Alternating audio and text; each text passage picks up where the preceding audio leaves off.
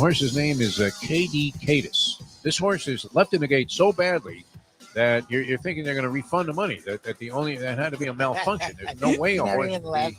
He just stayed. It's they call it refused or whatever. I don't know. There was a term for it when the horse just doesn't even break. He just said screw it. So finally, he plops out of the gate like the field's already on the turn. Oh my God! So I lost track of the horse because they'll show you the numbers, but he ended up. I mean, he was flying at the finish and ended up picking up fourth. So any kind of a reasonable start. This was a first-time starter. Any kind of starter. If he breaks anywhere within 5 lengths of the field, he wins the race by 6. That's impressive, actually. KD Cadis. Oh my God! The time. Wake up with Defo, joined by Lubie. Welcome to the Defo Show.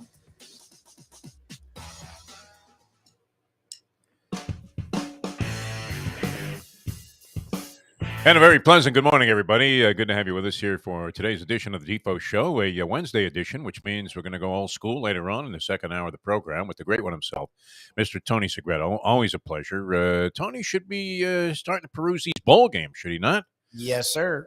Member of the Orange Bowl Committee, the Distinguished Orange Bowl Committee. They feel like they have a real attractive game, and I think they do because...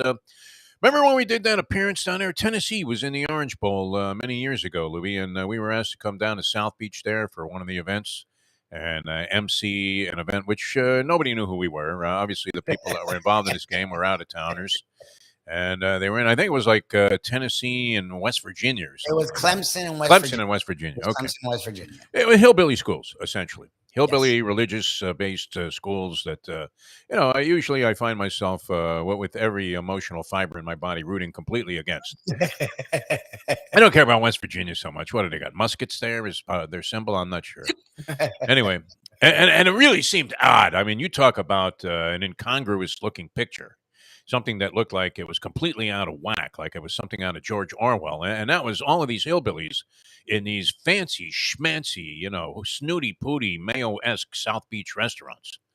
Not to say that Mayo is one of these snooty-pooty guys, but you know how he likes. I mean, when he's talking about Skyline Chili, it's like, yeah, I like this stuff. But then he starts getting into the whole food talk when he's talking about Carbone and some of these other places where essentially they're charging you 9 times. It's funny for a guy that goes shopping at Walmart for eggs, goes out of his way just to get one item at Walmart because they're twice the price at Publix. He doesn't mind getting clobbered on like a meal. I mean, which is great. And we will be getting. I like the fact that he's arranged a free meal for us later on today. What is it called? A hen and a hog in Boca Raton. We'll be there at 12 o'clock today. For Mike Mayo's lunchbox. And maybe we'll get into that a little bit with him. But it seemed impossible to conceive that these people weren't absolutely freaking out. These are people that are used to ordering burgoo in a restaurant for $9 for the entire vat. And they're getting medallions of mahi-mahi. That always struck me as, whenever you see the word medallions of on one of these South Beach restaurant menus, that's it. Don't order that, man. Get a hot dog. Get yourself out of there because you're going to be – it's worse than the old syndrome that used to be the cliche about Chinese restaurants where, you stuff yourself and then a half hour later you're hungry again. Medallions of mahi-mahi. I was a place last time I think I actually ate, this is centuries ago already, on South Beach at a South Beach restaurant. Was a place called A Fish Called Avalon, or A Fish Named Avalon. Are you familiar with that place? I don't know. I may not still be there, but I think it might still be in existence. It's possible. And I had the medallions of mahi-mahi, and you literally needed an electron microscope to see the food that was the main course. The parsley was bigger than the medallions of mahi-mahi.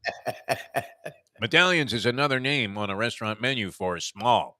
Yes. Or minuscule. It may as well just be minuscule pieces of fish. That would be the way to describe the dish. But medallions of mahi-mahi, wow, I mean, the elegance, the way the chef prepares. Anybody could prepare like a morsel of fish. It's hard to blow that. The piece is so small. I mean, unbelievable. But it did seem really out of place to have all of these people at these South Beach festivities, which we were hosting an event there. They had DJs and parties and everything. And we're looking on Ocean Drive there, and I'm seeing nothing but hillbillies, right? Guys with big guts sticking out of their shorts with army boots on, muck everywhere. I remember you turning to me going, they must be really happy down here to see this fan base. Right? Hillbilly City. So they have one of those games coming up at the Orange Bowl. We'll get into it with Tony. Tennessee, which was a dynamic force in college football up until the very end, when all of a sudden they were exposed as having 0.0 in terms of defense. Yep. And then, of course, Clemson, which actually Clemson made a very representative showing at the end of the year. It's another one of those examples of the things that we were talking about and debating largely with Tony all throughout the season with regard to the University of Miami, which I already broke my first rule of the morning. I wasn't going to mention the University of Miami football program today. Not because they're not worthy of mention any time. I still like the program. I'm rooting for Mario and all of that stuff. But for, we've been having this debate all season with Tony. And it came up yesterday on Mike Mayo's Lunchbox that Mike thinks that Tony doesn't really care for him because he has, shouted out many times on the show that he believes that Tony is looking at the world through rose-colored glasses. Now, his wife is named Rose, so maybe it's her glasses. I don't know. Does that qualify? I'm not sure. But for anybody not to say that, if you look, even Dabo Sweeney, who was having a down year by any standard that we're used to from Clemson early in the season, his team was extremely vulnerable. They ended up getting tagged with a couple of losses, but they got better as the season went on. They improved. He had quarterback debates going on with the ukulele kid. He wasn't sure if that guy was the guy. He was able to actually, they took ukulele out of this last game that they played and then dominated with a backup quarterback. Well, a guy's got some weird name like you would never expect for a Clemson quarterback. Klubnik. He's a Klubnik, yeah. Sounds like he should be playing for Yeshiva. Okay, here comes Abe Klubnik into the game. Sounds like the president of the local B'nai B'rith, doesn't it? Are you kidding me? Klubnik is trying to raise the dues?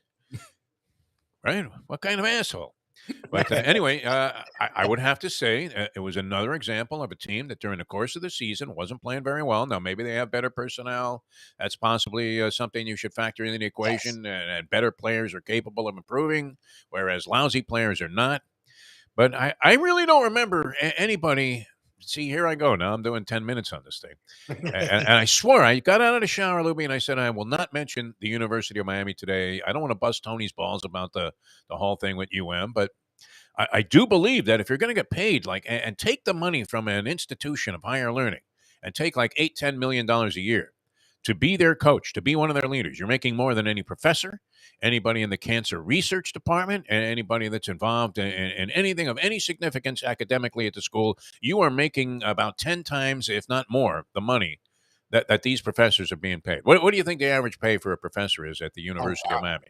Oh, UM? Couple of $100,000, maybe. I don't know. Do they make 300? Do the top guys make 300,000? No. Maybe if you're tenured, you're making 100 to 200. I mean, that's it for being a college professor. Professors don't make anything. Professors make 60 to 80, and I guess if you've been there a while, you're making over 100K. 80 grand to be a college professor. And I don't know UM. I mean, UM maybe it's bumped up. Maybe I don't know. All right, so let's say it's 100, just for argument's sake. All right, and Mario Cristobal is making 80 times that. That's unbelievable. For for that kind of capital, should you not be at least capable of taking somebody that doesn't really know what the hell they're doing and teaching them how to do it? Yes. Right? Or improving in some area. And that was the thing. I think that was the most critical thing that you could say is that you looked at other teams, and during the Notre Dame was one. They improved during the course of the year. Marcus Freeman, first year as a head coach, period. I don't think he was a head coach at any previous stop on his tour there. He was barely at DC. He was at Cincinnati, I think, for like 3 years as a defensive coordinator. He was only a defensive coordinator on the Power 5 level for 1 year.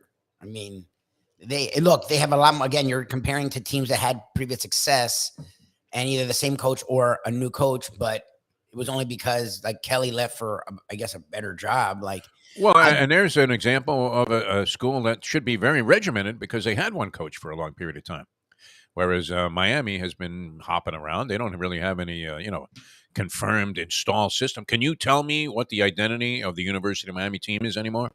Used to be with Howard. It was pretty easy to say, all right? Here's a guy that decided to run a pro-style offense on a college level. Yes. Where, they were used to running a wishbone and doing all this crazy stuff, option plays, a lot of running. And all of a sudden, this guy's slinging a rock down the field and running crisscrosses and pick plays. Got guys that are dynamic receivers, just on fly patterns on both sides of the field. They had quarterbacks that understood how to work the system to perfection. And even if they weren't physically the most gifted, as was the case with Bernie Kosar, they could excel in this system because the system was so good that, even a guy that didn't have like a Vinny Testaverde type of arm could look like Vinny Testaverde. Correct. I mean, guys were able to function in that system, and I didn't see any clear-cut identity. Was there something that Mario was trying to do? But my one beef, and I'll leave it at this because I think it's a tired topic in a lot of ways, but we'll have to literally wait till next year to see if there's any indication that there's some kind of positive vibe that's going to evolve from this. But you would have liked to have seen a team get better as the season wore on, not worse. You don't want to see a team regress, especially with a first-year head coach. It's supposed to be this dynamo. I didn't see it. So that was the end of that debate. And, and other teams like Clemson, I mean, under Dabo Swinney, they got a lot better as the season progressed. They were a much better team now than they were at any time during the year. And they started to wipe the floor with legitimate competition as the season progressed, including in the ACC championship game. And, they're a legitimate representative in the Orange Bowl. Actually, I don't know. Could you have made a case that they were more accomplished this year than Ohio State or TCU? Not with 2 losses, I guess. Clemson, no. I mean, No. Clemson struggled until the last, 3 weeks. And even then, what do you mean? They lost to South Carolina the second to last week. The South Carolina team that was barely 500. So they were playing better football, but they weren't. Look, that's the funny thing. They got better. They got better. They improved. I believe they did. What the Canes did not do. What do you mean? The Canes fell off of a cliff. They did a nosedive. Yeah, it was building collapse. It was unbelievable. So anyway, we'll talk to Tony later on, and he should be all over these bowl games. And we have a couple of choice ones that we mentioned yesterday. I have to get into a couple of things, though, kind of a potpourri here at the beginning. I know we've been talking a lot of football on the show, and, of course, the Dolphins have a big game and a big challenge coming up this Sunday against the Los Angeles Chargers. The Dolphins actually favored in this ball game by 3 points against the Chargers. Is that a little bit of a like a sucker punch? No. Dolphins favored by 3. Are they begging you to bet the Chargers? Is that what the position would be of most degenerates? That the bookies are begging you to lay money on the Chargers in this game, giving you 3 points with the Chargers at home against a Dolphin team that just got crushed like a grape by the San Francisco 49ers and Mr. Irrelevant. Factor all of those things in. I should be writing a column here instead of this guy, Michael LaBeouf. I kept yesterday's paper for a reason here. I wanted to get into this. Now, far be it from me to criticize somebody for being wrong about a World Cup game, okay? What do we know about World Cup? You have traditional powers. There have been some upsets, you would have to say, in especially the group play. I mean, a lot of upsets took place. Teams like Brazil going down to Schmenk teams, unbelievable. But this is a beauty here. This is Action's top play, Action Sports top play from yesterday, Lubie. You'll dig this. And there's terminology in here. I mean, I pride myself on knowing, a little bit about, at least a little bit about almost all sports. But in this case, there's terminology in here that I don't understand. All right. Okay. And it's only 2 paragraphs. Make some cheddar on a Swiss victory is the headline here. This is talking about yesterday's game against Portugal. Oh, good luck. The headline alone already leads you to the point where you might be trying to will an empty chamber if you had a revolver to your head. All right. And so it goes like this. The Swiss national team reputation, well known by this point, a well-organized outfit that plays at a level above the sum of its parts. Okay. So, I mean, that's one of those teams that you can appreciate, right? They're not really that great, but they play well as a team, and they're able to pull off the occasional gigantic upset. So anyway, they knocked France out of the European tournament, the Euros. So that gives them a little bit of a credential here to maybe give it a game against Portugal. The Swiss won't beat themselves. That was another thing that this man implies. Michael LaBeouf, who was handicapping hockey and burying you in that sport the last time we quoted this guy. All right, so then he goes on, and he's using, what is this terminology, Louis? Do you have any idea? Switzerland scored 3 times and created 2.7 times G against Serbia. What's that? 2.7 times G. No idea. What the hell Putting their group stage total at 4.4 times G in 3 matches. What is this times G significance? What does that mean? I don't even know. 4.4 times G.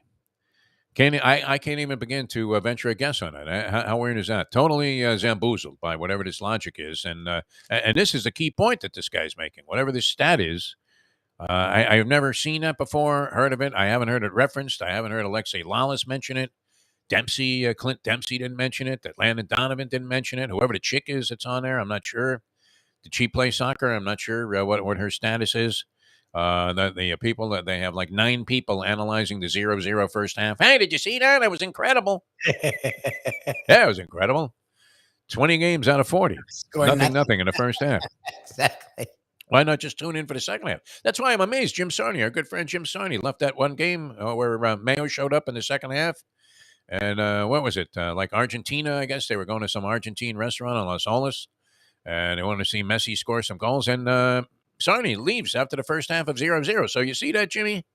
There's a little bit of a leak there in your credibility as a diehard soccer fan. Even you got sick of watching a game while you were eating good food and drink and amidst, the beautiful people down there in Los Olas Boulevard. Unbelievable. All right, so the summation is the combination of defensive, and is this a word, solidity? Wouldn't it be solidarity? Solidity. Solidity. The combination of defensive solidity and some sneaky offensive flair makes them a dangerous underdog against a Portuguese side that has looked vulnerable throughout this World Cup campaign. The quality of being or state of being strong in structure or firm. Oh, solidity? It is a word? It's actually a word. So what's this 2.7 times G? What does that mean? I think per game. Is it per game? Oh, per game. Okay. Maybe. I actually looked it up and I didn't find that anywhere. They couldn't have averaged 4.4 goals per game. I mean, that's impossible. Maybe. I don't know. Not in soccer. Anyway, all right. So he goes on to conclude as he offers you the play Switzerland to advance on the money line at plus 198. You get 2-1. All right. Portugal's leaky defense makes it a shaky favorite against a Swiss team that punches up quite well in these situations. Do you know what the final was yesterday? Portugal and Switzerland. I saw it 2-0 in the first half. I don't know. Try this out. 6-1, which would be the equivalent of a 60-10 game in football. 6-1 they lose in soccer. And this guy's telling you to put all your money on the Swiss. Talk about an argument that looks like Swiss cheese, man. I mean, some serious holes in this thing. After getting buried on something like that, what would be the chance that you would actually embrace the logic and the thinking of Michael LaBeouf ever again? That's only the second time we've referenced this guy from this Action Sports. And these are arbitrary. I just happened to look at this yesterday and said, okay, let's see how this comes out. And it couldn't have been any more of a disaster. The biggest blowout, I think, of the entire World Cup was yesterday's Portuguese 6-1 win over Switzerland. This guy's telling you to bet the Swiss. So is there some subversive plot, conspiracy here on the part of these gambling entities to separate you so desperately from your cash? They don't even want you to have a fighting chance. They employ all of these handicappers, and they get them spots in prominent places. This is the New York Post. Page 40, sports section with all the odds on it. You're bound to tune in here, even if you were just looking for the bowl schedule, right? You're going to turn to this page. You've got all the odds coming up for the upcoming games. And this guy's telling you to bet Switzerland at plus 198 in a game that they get blown out 6-1. In a soccer game. Let's not forget, this is not baseball. It's not the Phillies losing to the Dodgers 6-1. This is 6-1 in soccer. Which is, it's beyond an embarrassment. You could accuse the Portuguese of running up the score there, huh? Yeah. I mean, how many matches in the entire World Cup have been blowouts like that? I think there's been like 3. Very few. All right. Well, anyway, that was yesterday's news. So that was good.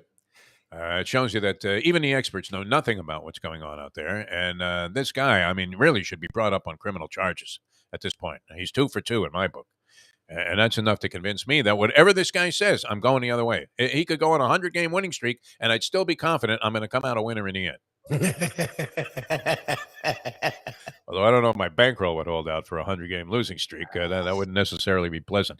I do have to pay homage to a guy who was a big factor in one of my favorite sports for a long, long time.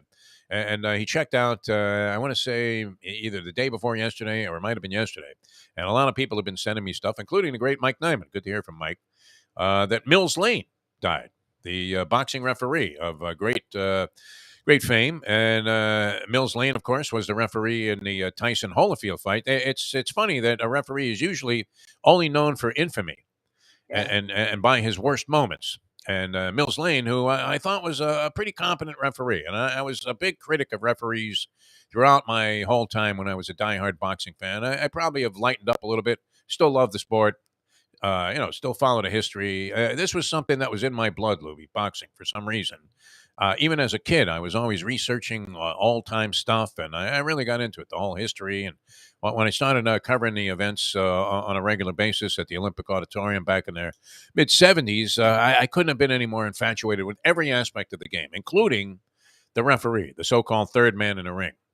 And we've mentioned it many times that there are referees in the Hall of Fame that I thought were absolute garbage. I mean, that they blew more matches than you looked at and said, wow, that was a well-officiated fight. And now, it's not an easy thing to do.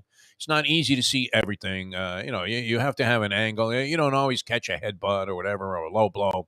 But, the good referees are in a position most of the time to see the stuff that's going on that is in violation or outside the rules.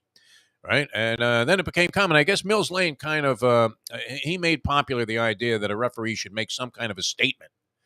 Right. Because Joe Cortez followed up with that. I'm firm, but I'm fair. Right. Which is weird because it's very self-indulgent of the referee to call this attention to themselves before the match when it's the two fighters that you're interested in seeing. And of course, Mills Lane, famous line after he gave the instructions, you were waiting for it. It was almost like Michael Buffer. Getting up there and saying, let's get ready to rumble. You were waiting for Mills Lane at the end of his instructions. You could have given a shit what he was saying. This is good here, right here. And they point to the belt there. And that's good right here. I'll take that.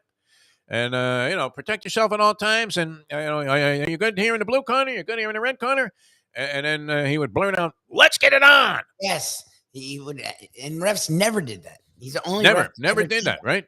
You can't find any film of Arthur Mercani going, hey, guys, it's all about me. Yeah, he's interjecting himself. It's like the umpire that does like the 10-second strikeout call.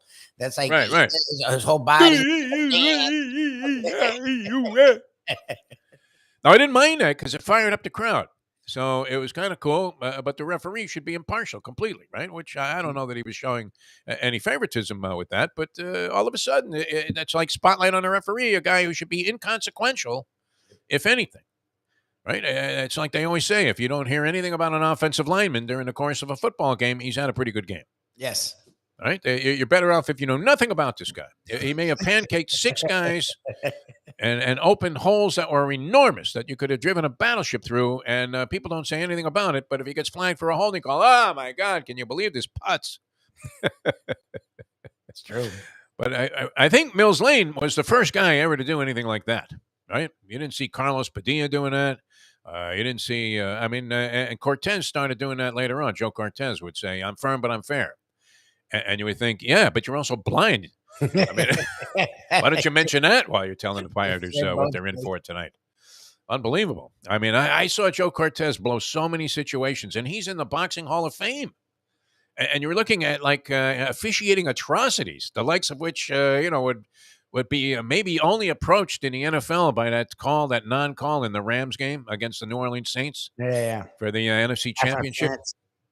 Right, where you're like, well, what? How could you possibly not fire all of these officials on the spot?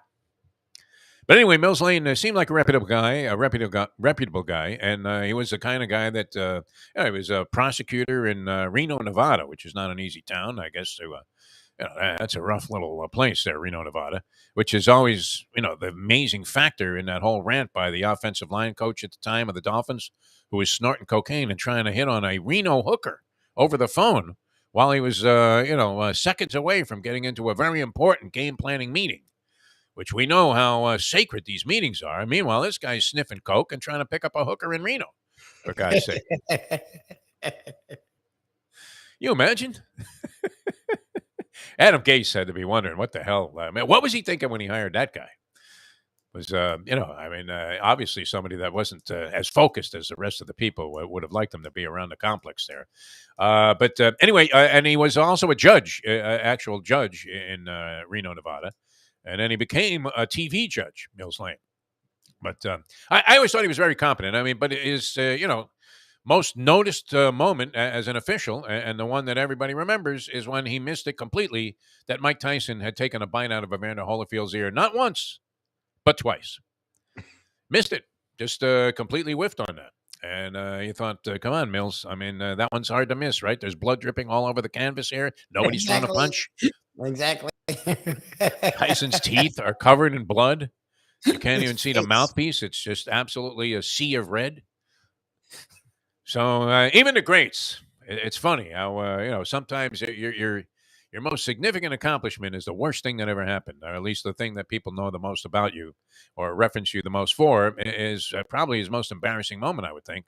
Mills Lane. But anyway, he checked out. He seemed like a decent guy. I didn't really ever get to know Mills Lane. Yeah. Oh, you didn't know that? He was 91 years old. It wasn't like he was young.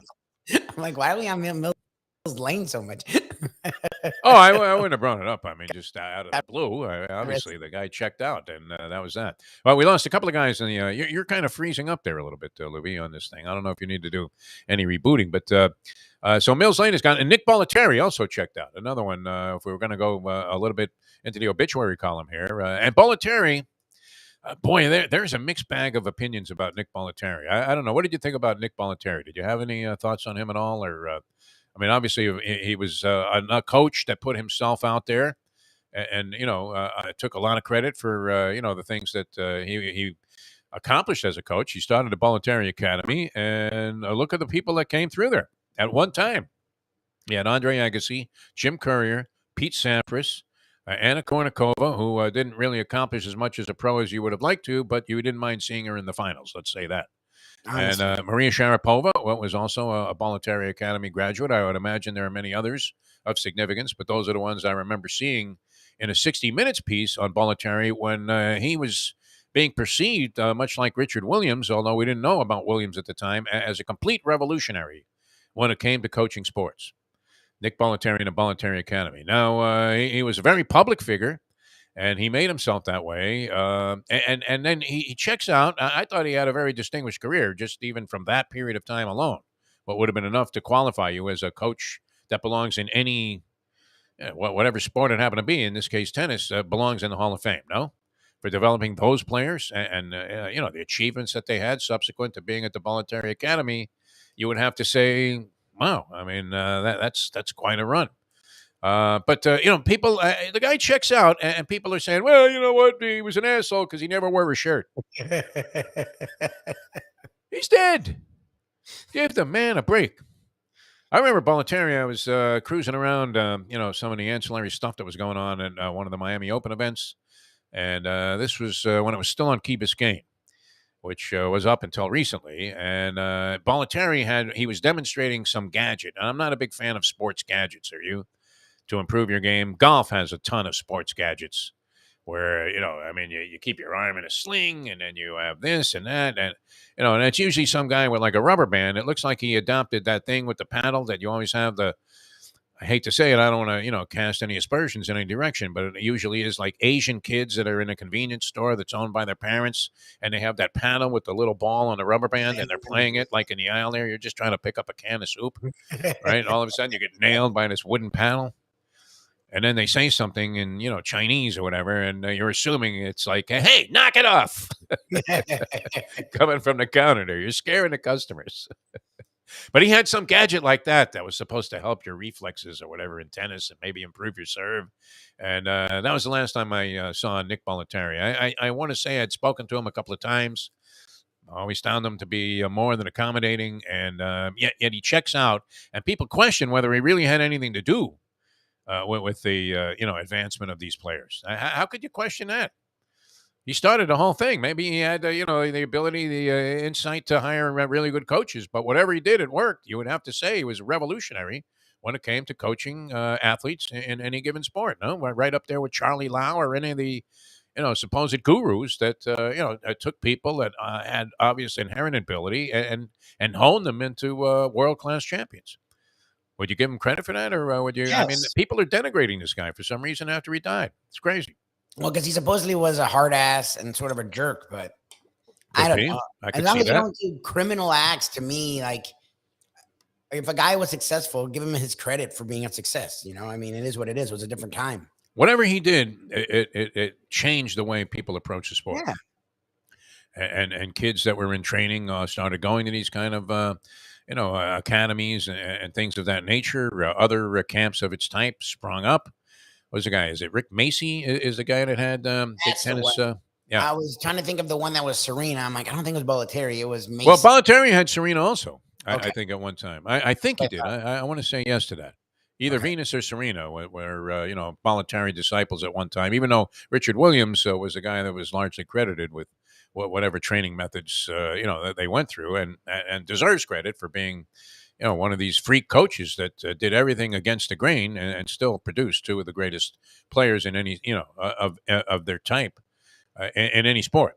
I mean, I don't know that you could find a better combination of sisters in any sport than the Williams sisters. Never. Or brothers either. I mean, father and son. You look at Venus and Serena; their accomplishments are gargantuan. In spite of the fact that Serena probably stuck around a little bit too long and stuck a few too many of those Subway sandwiches in her face, and then came out there like Gorgeous George for the U.S. Open. That was another thing. We were in bitter fights with Tony on, Tony, I'm sure he realizes I'm, half pulling people's chain when we get into this stuff, but still, it did look kind of ridiculous to me coming out there in a fluorescent outfit there with sequins and everything, while the other girl, from like Kazakhstan is wearing some dull, white shirt with black shorts, and that was it. And had to stand there while all of this fanfare was going on and then beat the snot out of her anyway. So that was great. All right, many things to talk about here, and we'll get into it. We have Tony Segreto coming up. We'll go old school. Hialeah Park is a great place to engage yourself for the holidays. And if you're looking for stuff to do, I started to think yesterday, you know what? I'm going festive the rest of the year. Nice. It's Festivus for the rest of us. And this isn't like to air complaints, but just to be festive the rest of the year. There's no opportunity to have fun that I'm going to pass on between now and January 1st. I'm aware. You're leaving next week. You just got back. Well, it was a pre-planned event there that I haven't been to the Bahamas in a long time. What am I in for? What am I in for going to the Bahamas? Does anybody have any insight? Has the approach changed there over the years, or is it still essentially you could be sitting at the bar there for an hour before somebody looks at you? Atlantis? Are you going to Atlantis? Atlantis, yeah. You're going to Atlantis in the Bahamas? Mm-hmm. Yeah. Well, that's why you were, because I guess I zoned out because when you were like, they never do a freebie, and I was like, no, they don't count many people. Atlantis in the Bahamas. You have to pay to just walk into the building. Yeah. She's in the Bahamas is the worst. That's one of the big fallacies about those cruise ships, right? You go on one of those 3-day cruises, 2 nights, and they tell you, oh, yeah, well, we're going to be stopping in Nassau. And, of course, you have complete access to the grounds at Atlantis. No way. And then they have like German shepherds guarding the beach. we went. You'd be better off getting off a sailboat with 80 other migrants and trying to set foot on Isla Morada than you would trying to get into Atlantis off a cruise ship. Now, maybe they funnel you into the casino. I don't know. Would they care if you brought your money into the casino? No. But as far as using the pool, the beach, getting a drink, copping some free towels, that's not happening. Right? She got to Atlantis. Oh my God! In the brochure, I mean, I don't even think Oprah gets comped there. No. How much fucking money is I'm the Mustang losing in these slot machines? I gotta check my bank account. I really do. You think she has a secret bank? No, because I was the only guy making any money. She wasn't even working. What are you talking about? You can still have a secret account. Don't put it past. Women are great. Don't put it past a woman having a. How many guys out there, show of hands, sense that their woman has a secret bank account? Oh, I know. Shirley has like 6. Well, with you, I mean, she's carrying your ass at this point. $600,000 home. I mean, if you're doing that off this, Lubie, then obviously I'm missing out. Yeah. You could be like that Bankman fraud guy or whatever that guy's name is from the FTX. Yeah. You make me more and more grateful for Hialeah because I'm sitting here thinking Atlantis is a. Yeah, I mean, forget about it. Yeah. Good luck. The last time I was there, which was maybe, I've been there a couple of times, I want to say, and stayed in Atlantis. A long, long time ago, when I would first open up, they were much more generous about comping people, and I had some kind of media thing going on there. And one of my memories, the last time I was there, Lubie, they had one of the original sports and race books worth simulcasting they had it in the Bahamas, and then it kind of went away with the Princess Casino, and then they came back with that. What's the other place that is very, very popular? Crystal Palace. Oh, okay. Had it, and then Atlantis had a really nice, and they still have it, obviously, but I don't know, they may have even dressed it up since the last time I was there. But so I'm there on a weekend, and I'm punching horses, and who's sitting next to me? Mike Tice, who was up until very recently to that moment the head coach of the Minnesota Vikings, and he was a big horse fan, and so I was hanging out all day in Atlantis there with Mike Tice. While everybody else was at the pool, I was betting Aqueduct, of course, which I could have done from anywhere. That's the funny thing. When you go on vacation, you end up doing the things that you could have done at home a lot of the times. At least I do. I don't. Because my vacations almost routinely involve a casino destination. Mustang was talking to me about it yesterday, saying, oh, these people wanted us to go with them to, like, South Carolina. And I said, well, why would I go there? There's no casino. What would be the point of having a vacation? And you know what? That's the one thing I think that we agree on, Mustang. She said, yeah, you're right. What would be the point? Yeah, you're right. Watch the paddle boats go by? Get the fuck out of here. Oh, my God. I want to see horses. So, yeah, I'll be heading down there. And but is it the same thing? Now, at Atlantis, do they have better service than they do with so many other places? Like when you used to go to Freeport, and they wouldn't even tell you, like, at noon, the place was closed. That the guy that was behind the bar wasn't a bartender. He was with the cleaning crew. And that was it. They're already cleaning up. I don't know. They have weird, brands of liquor down there, don't they, too? I mean, it's like really, it all looks kind of appealing, and it's very island-esque. Yes. But, the bottles of alcohol there just don't look like what you normally see at a bar, right? And you're thinking, am I going to drink that shit? I don't know. A lot of blenders going, too. A lot of blenders. Everybody wants a frozen drink there. See what happens. They have the Shark Tank, right? That is worth like 5 minutes of your time. And, you might venture out, take a look at the pool there. There might be some, hot action out there, I would imagine. Certainly no tourists, though. Isn't that amazing, too? I mean, you could get into Fort Knox a lot easier with a ski mask on than you could use the grounds at Atlantis based on the brochure from the cruise ship that insists that it will be no problem for you to get in. Notice none of the people from the crew ever accompany you there, right? They go, oh, yeah, it's that way. It's great. So we'll be having a good time there coming up later on. But it doesn't approach. I mean, I could go right down the street here to Hialeah Park. How great is that? Hialeah Park. Beautiful place. Honestly. You want to play cards? Hialeah Park. You want to play your favorite casino games? Hialeah Park. You want to bet the ponies? Hialeah Park. You want something great to eat and something phenomenal and very satisfying to drink? Hialeah Park. And then you don't have to worry about getting just clobbered over the head. I don't even know what currency did they issue the prices in the Bahamas. Is it American? And probably dollars. Yeah, there's probably I think it's dollars. Turns out it's pounds. And it's like actually twice what it said on the menu, or and you're thinking, my God, $24 for that thing? Could you put a cherry in there? Huh? Just throw one on top. That's all I need. One maraschino cherry. You don't have to worry about getting scrimped on there at Hialeah Park. They're very generous with everything they do, including the Players Rewards program, which is sensational. There's nothing like it. Nothing compares. So get a player's card when you walk in there. They have a lot of special events coming up for the holidays. I would advise checking the calendar of events at hialeahpark.com or just go on their Facebook page. It's a great thing. Become a member there, and you'll see all the exciting stuff that's happening at beautiful Hialeah Park. All right, we're coming back with more. Tony's going to join us in about 20 minutes here on the show. Tony Segreto, do a little old school. That's Mike Lubie. I like the way that tan has kind of saturated itself. This is the best you've looked in the 12 years I've known you, Michael. That's not a come on. I'm not falling in love with you or anything. I get it. I don't know that I need to qualify that anymore, although in front of the Supreme Court, Oh, good. You don't want to do anything that's out of line with what common wisdom was in the 13th century. That's all. Hey, we got the race there, the Democrats, yesterday with Warnock. Did. It was now, close. Would you say, yeah, I mean, would you say the good thing is that the result we were looking for anyway, I'm sure if you're a diehard Republican MAGA, a Trump supporter, you're a little bit upset. But the frightening thing was that Herschel Walker, look, if they had run another candidate, he might have been better than Warnock as a Republican. Maybe, even though I don't, necessarily believe this way, maybe the people of Georgia would have felt more comfortable with a Republican in the Senate representing their views and what is it they're looking to do? Oppression, suppression, racism, that sort of stuff. I mean, but whatever they were looking for, I mean, almost any other candidate you would have to have felt would have won.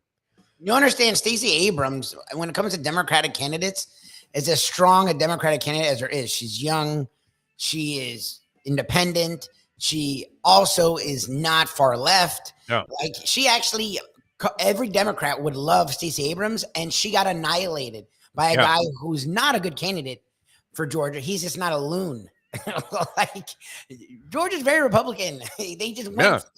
Look, Herschel Walker, even before the CTE, was a scumbag. Like, when you hear from his kids, his wives, the life he led, none of the stuff that came out about Herschel sounded too good. He sucked. Like, he sucked as a person. And then on top of that, he now is vastly entrenched in CTE. Like, the dude lied about everything. Yeah. He just lost it. I'm not even making fun of him anymore because he's lost it. If they run it seemed ridiculous that this was a senatorial candidate. As many ridiculous senators and representatives as we have seen be elected, it seemed impossible that anybody would nominate this guy to be a U.S. senator. No, Georgia, and I was a Herschel Walker fan as a player. I liked Herschel Walker. I even liked him with the New Jersey Generals playing for the Trumpster. It was great. Yeah. So anyway, but 1.6 million out of like 3.3 million people voted for Herschel Walker. That's amazing. He won by like 30 grand. No, I think it spread to like 100,000 votes or something towards the end there. It really opened up. I mean, like Herschel, when I tuned in, he was up 800 votes. And then all of a sudden it turned. I guess they were counting, Atlanta or whatever last. Yeah. And, which is much more of a liberal spot than the rest of the hillbilly locations and outposts of Georgia would be. Well, go with them dogs. What the fuck, though? 1.6 million. Anyway, the desired result, at least for our side of things, was accomplished there. So they actually lost a senatorial seat in the midterm elections when Democrats were supposed to get buried. Yes, and then Donnie yesterday, his company anyway, 17 counts guilty of tax fraud. What kind of? I mean, they must be counting on this guy to come up with a lot more too. What's the guy's name? Wasserman Schultz? No, that's the representative from Florida. The old guy, man, that ratted out Donald Trump. That's the first real rat in the whole Trump organization. Not Cohen. Cohen? No, Cohen. That he had nothing to do with this. Michael Cohen. The guy was the accountant that he flipped on Trump, and he was a star witness. Speaking of money, man, do you see this? $360 million. Mike Nyman is trembling, as are Met fans. $360 million being offered to Aaron Judge, who now comes out and says Brian Cashman essentially insulted him and subjected him to ridicule because of the fact that while this was supposed to be a private discussion, that he leaked for purposes of turning the fans against Aaron Judge. At least this is in Judge's opinion. He leaked the figures that Judge rejected to make him look like a clown. Like, oh, what an ingrate. They offered him $217 million and he turned it down. What a jerk. Right? And every time he strikes out, they're going, hey, you should have taken the money, you asshole. Even though the guy is the MVP, this is what you have to love about New York, right? I mean, the guy's the MVP of the league, clear cut, beats out Ohtani, a guy who had a Ruthian-like season, and this guy eclipses in virtually everyone's opinion. What did he get? Like every vote but one? Went to Judge over Shohei Ohtani, who, won 15 games as a pitcher with like a 2.7 ERA. Struck out like 8,000 guys and hit 30-something homers. Not bad. I mean, who's doing that? Nobody. Oh, Babe Ruth. The Bambino from the grave. It was even like saying, Ohtani, I'm sorry, I'm a Yankee. But, I got to give it to him. Aaron Judge beats those odds and wins the MVP in a landslide. Has a monster season, breaks the American League record for home runs, and, were it not for the fact that everybody who happened to be tainted with Victor Conti's specials, fluid, and solutions, what was in the National League, I mean, he would have had maybe the all-time record, right?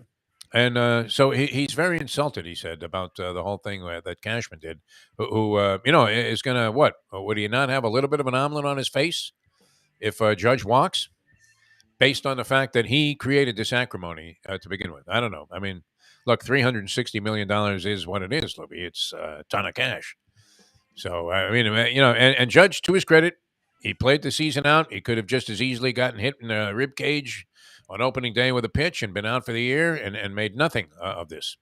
So he took the risk and it paid dividends for him. But do you see him going to the Giants? A lot of Met fans are resigned to him just taking this 360 and thinking the Yankees can't match it. What do you think? Where are the Yankees at? I haven't heard of their offers. And where are the Mets Well, I mean, originally they had, I think it's just those two teams now are involved with the Aaron Judge thing. Supposedly, anyway, right? Gigantic offer from San Francisco. Will it make him shed his pinstripes?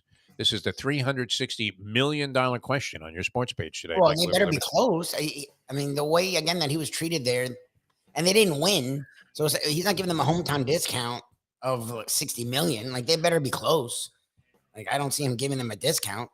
Yeah, well, and San Fran is his hometown, though. Well, I'm saying he played with the Yankees and he got a success there. But, like, he's from the West Coast. He's from that area, actually.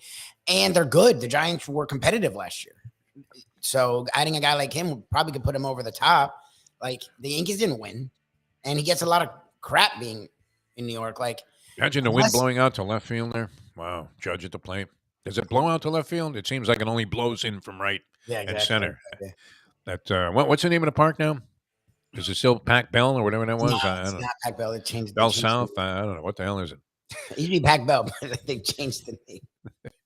Oh, that would make sense. Yeah, Bell South is here. Pac Bell, Pacific Bell. All right, we're coming back with more in a moment here. Don't forget about Hialeah Park. That's a great place to go. And they'll have a lot of things going for the holidays, especially like if, you're by yourself on Christmas. Well, why feel lonely, man? Go out to Hialeah Park and party. They'll probably have like a great dinner thing going and all kinds of festivities and parties associated with the holidays. New Year's Eve would be a blast there. What better place to be than in a casino on New Year's Eve? None. It's it. It's nirvana. All right. If that was your last moment on earth, you would say, it was a good ride there, God. Thank you. I'm ready. Come bring me to that big casino in the sky. All right. Coming back with more in a moment. Now that. The time. It's 7:48. Folks, Tony Segreto here. Let me ask you a question. What do you look for when you go out to eat? Good food, obviously. Friendly atmosphere, not too loud, but good energy, reasonable prices, and a place where you feel comfortable. All those ingredients, no pun meant there, are hard to find unless you're talking about the Texas Roadhouse. You see, they encompass all of those attributes. Really, really good food, amazing atmosphere, good for a family, good for a date, or just a night out for yourself, and prices that will make you extremely happy. Their ribs, unmatched. Steaks, hand-cut every day. Everything, and I mean everything, is made on site, including their incredible bread. It's the one day, folks, that you can forget about low-carb diets. Trust me when I tell you, Texas Roadhouse, your restaurant, your destination when you say, where should we go and eat tonight? From the newly renovated sports bar to the beautiful bayside views captured at the Tiki Bar, Jimmy Johnson's Big Chill has it all. Located at mile marker 104, the Big Chill also offers waterfront dining while experiencing breathtaking sunset views of the Florida Keys. It's simply the hottest spot in the Keys to cool off. That's Jimmy Johnson's Big Chill at mile marker 104 in Key Largo. For more information, call today at 305-453-9066. Recently, we realized it's not just hurricane season that can hurt us. Any time of year, things can happen to your home or business. And the insurance company can be your friend, but they also can be your enemy. Horizon Public Adjusters, Justina Testa, are here for you to help this process go so much easier. Before you call the insurance company, call Horizon Public Adjusters and Justina Testa at 954-809-8752. Would you go into court without an attorney? So why would you go up against an insurance company without Horizon Public Adjusters and Justina Testa? 7 to 10 times more money recovered with a public adjuster than if you went on your own. If there's no recovery, there's no fee. Give them a call at 954-809-8752. Winner to organize the 2022 FIFA World Cup is Qatar. We now return to the Defo Show. What a surprise that was to the people that were involved. I love the shocking applause. The guy's Such drama, Sep. The guy was already waiting. I mean, the whole world is crooked. Let's face it. Obviously, especially sports. I came to the conclusion yesterday. I think it's at the essence of the secret to having a good life, Lubie, and that is you have to be in on the joke. If you're not in on the joke, then you're probably going to struggle with a lot of things in this life. Find things difficult. But if you're in on a joke, you realize, don't worry about it, man. Just shake it right off, kid. Whatever it is that happens here, you can just shake it right off because there's something funny about it. Whatever it is that happens in your life, in many cases. Let's face it, there are obviously serious things, but we like to sit here in the toy department and have a good time. All right, couple of things on the local scene here. I've watched spots significant enough to see, and formulate some kind of opinion of the 2022-23 edition of the Miami Heat. And they're now about 3 games upside down? Are they 11-13 or 14? Oh, God. Something like that. I think they might be 11-14. They lost to Detroit last night. They didn't have Jimmy Butler in the lineup. What happened to Cade Cunningham? Is he injured, Lubie? I have not seen him in a box score. Cade Cunningham. He was the number 1 overall pick of the Detroit Pistons a year ago. Started out, I mean, he looked like maybe the worst bricklayer that we've ever seen. I mean, he was shooting boulders up there at the basket. He hurt? He hasn't been playing. I don't know. I'm not sure what his status is. Illness, whatever that means. Okay. Like I said, I'm occasionally looking box scores just to keep up with things. And, I've been tracking this guy because I was curious. These kind of teams really are interesting to study, although it's so frustrating.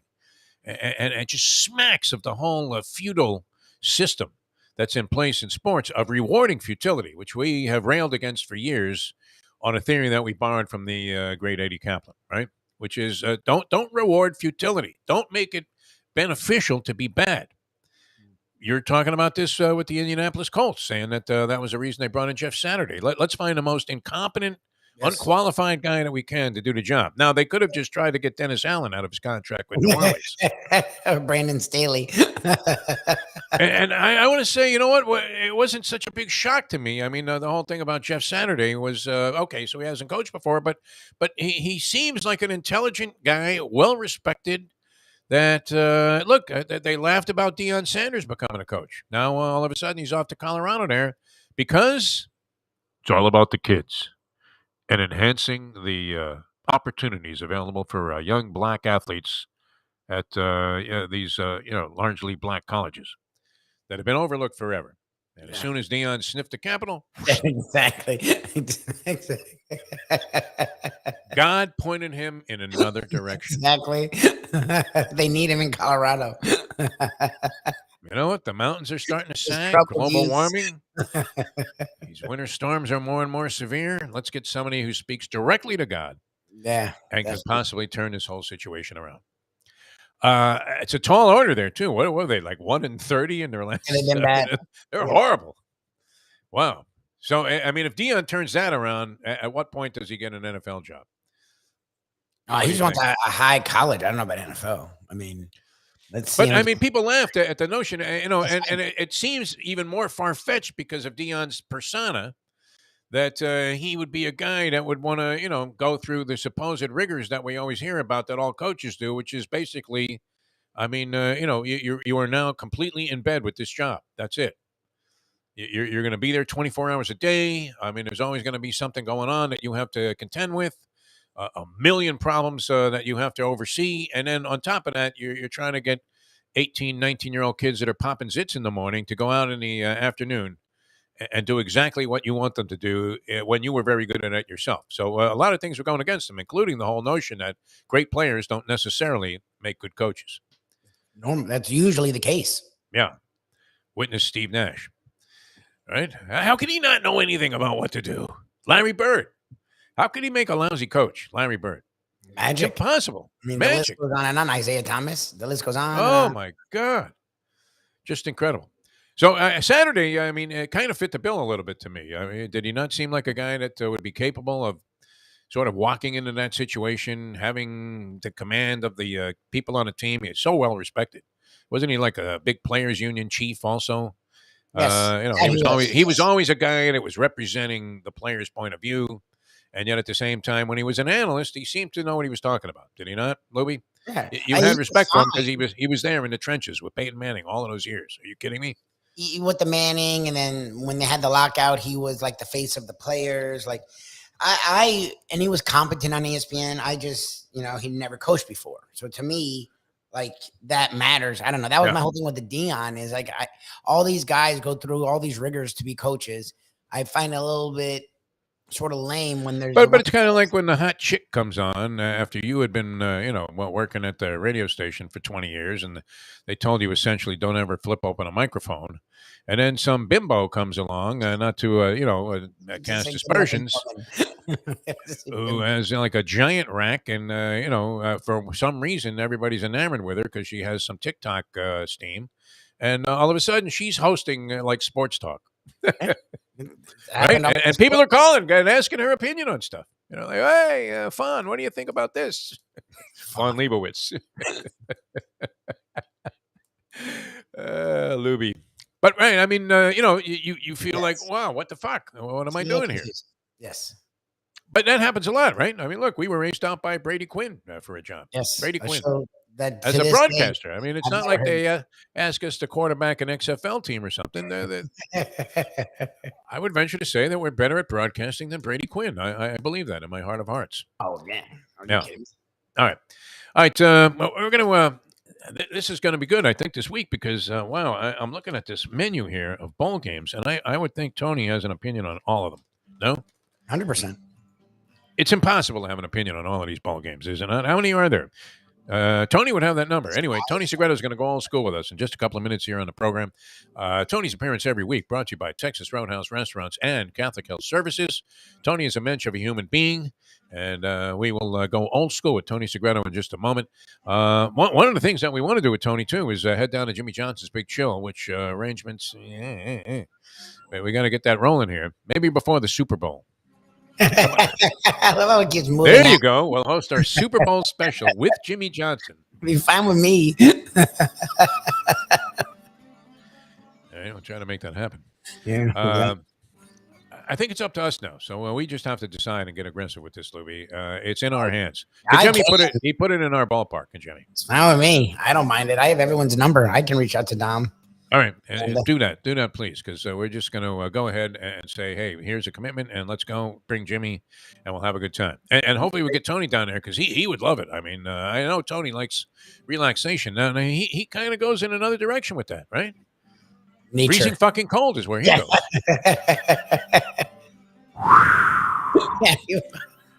Those coyotes, I hear. Whereas we want to hear. Exactly. Right? Exactly. We want to hear birds jumping from palm trees, from tree to tree, and then seagulls diving in there, and pelicans.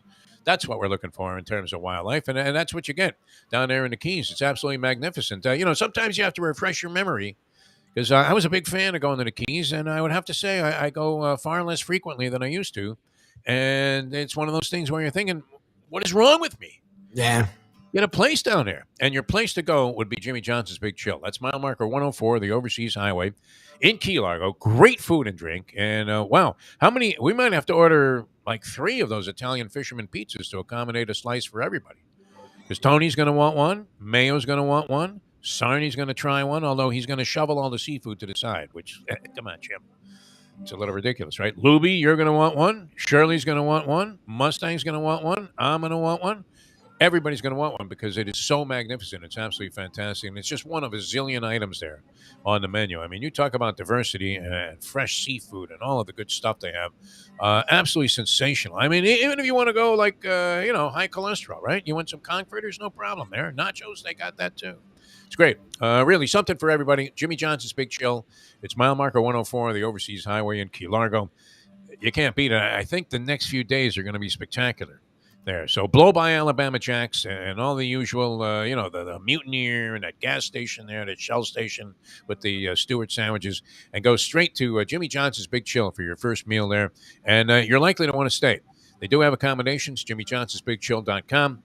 They're spectacular, I have to say, and a little bit different than you'll find anywhere else in the Keys, and on a very high end. I mean, it was I've never been treated more royally than I was at Jimmy Johnson's Big Chill, mile marker 104, the Overseas Highway in Key Largo. All right, Tony coming up in just a second here. We'll bring up Tony Segreto, the great one, for a little old school with Tony Segreto. I'm Jeff DeForest, and much better background there, Louie, although still a little bit incomplete for your studio setting here. But I'm digging the new environment. Mike Lubie Lubitz back in a moment. Now that. The time. And that particular rendition of the time, and this was texted to me earlier this morning with the article about the passing of Mills Lane, dedicated to the memory of the great boxing referee, Mills Lane. It is 8:01. Ponies in Style at Champions, the outstanding simulcasting room at beautiful Hialeah Park. Yes, the grand old lady of thoroughbred racing has never been more vibrant, and you can wager on the races from the top tracks around the country while enjoying a cocktail at the Brass Rail Bar or any of the fine food served throughout the facility. If poker is your game, you're covered in style, and you can play all your favorite Vegas-style games, including blackjack, craps, and roulette, in Hialeah Park's sizzling hot casino.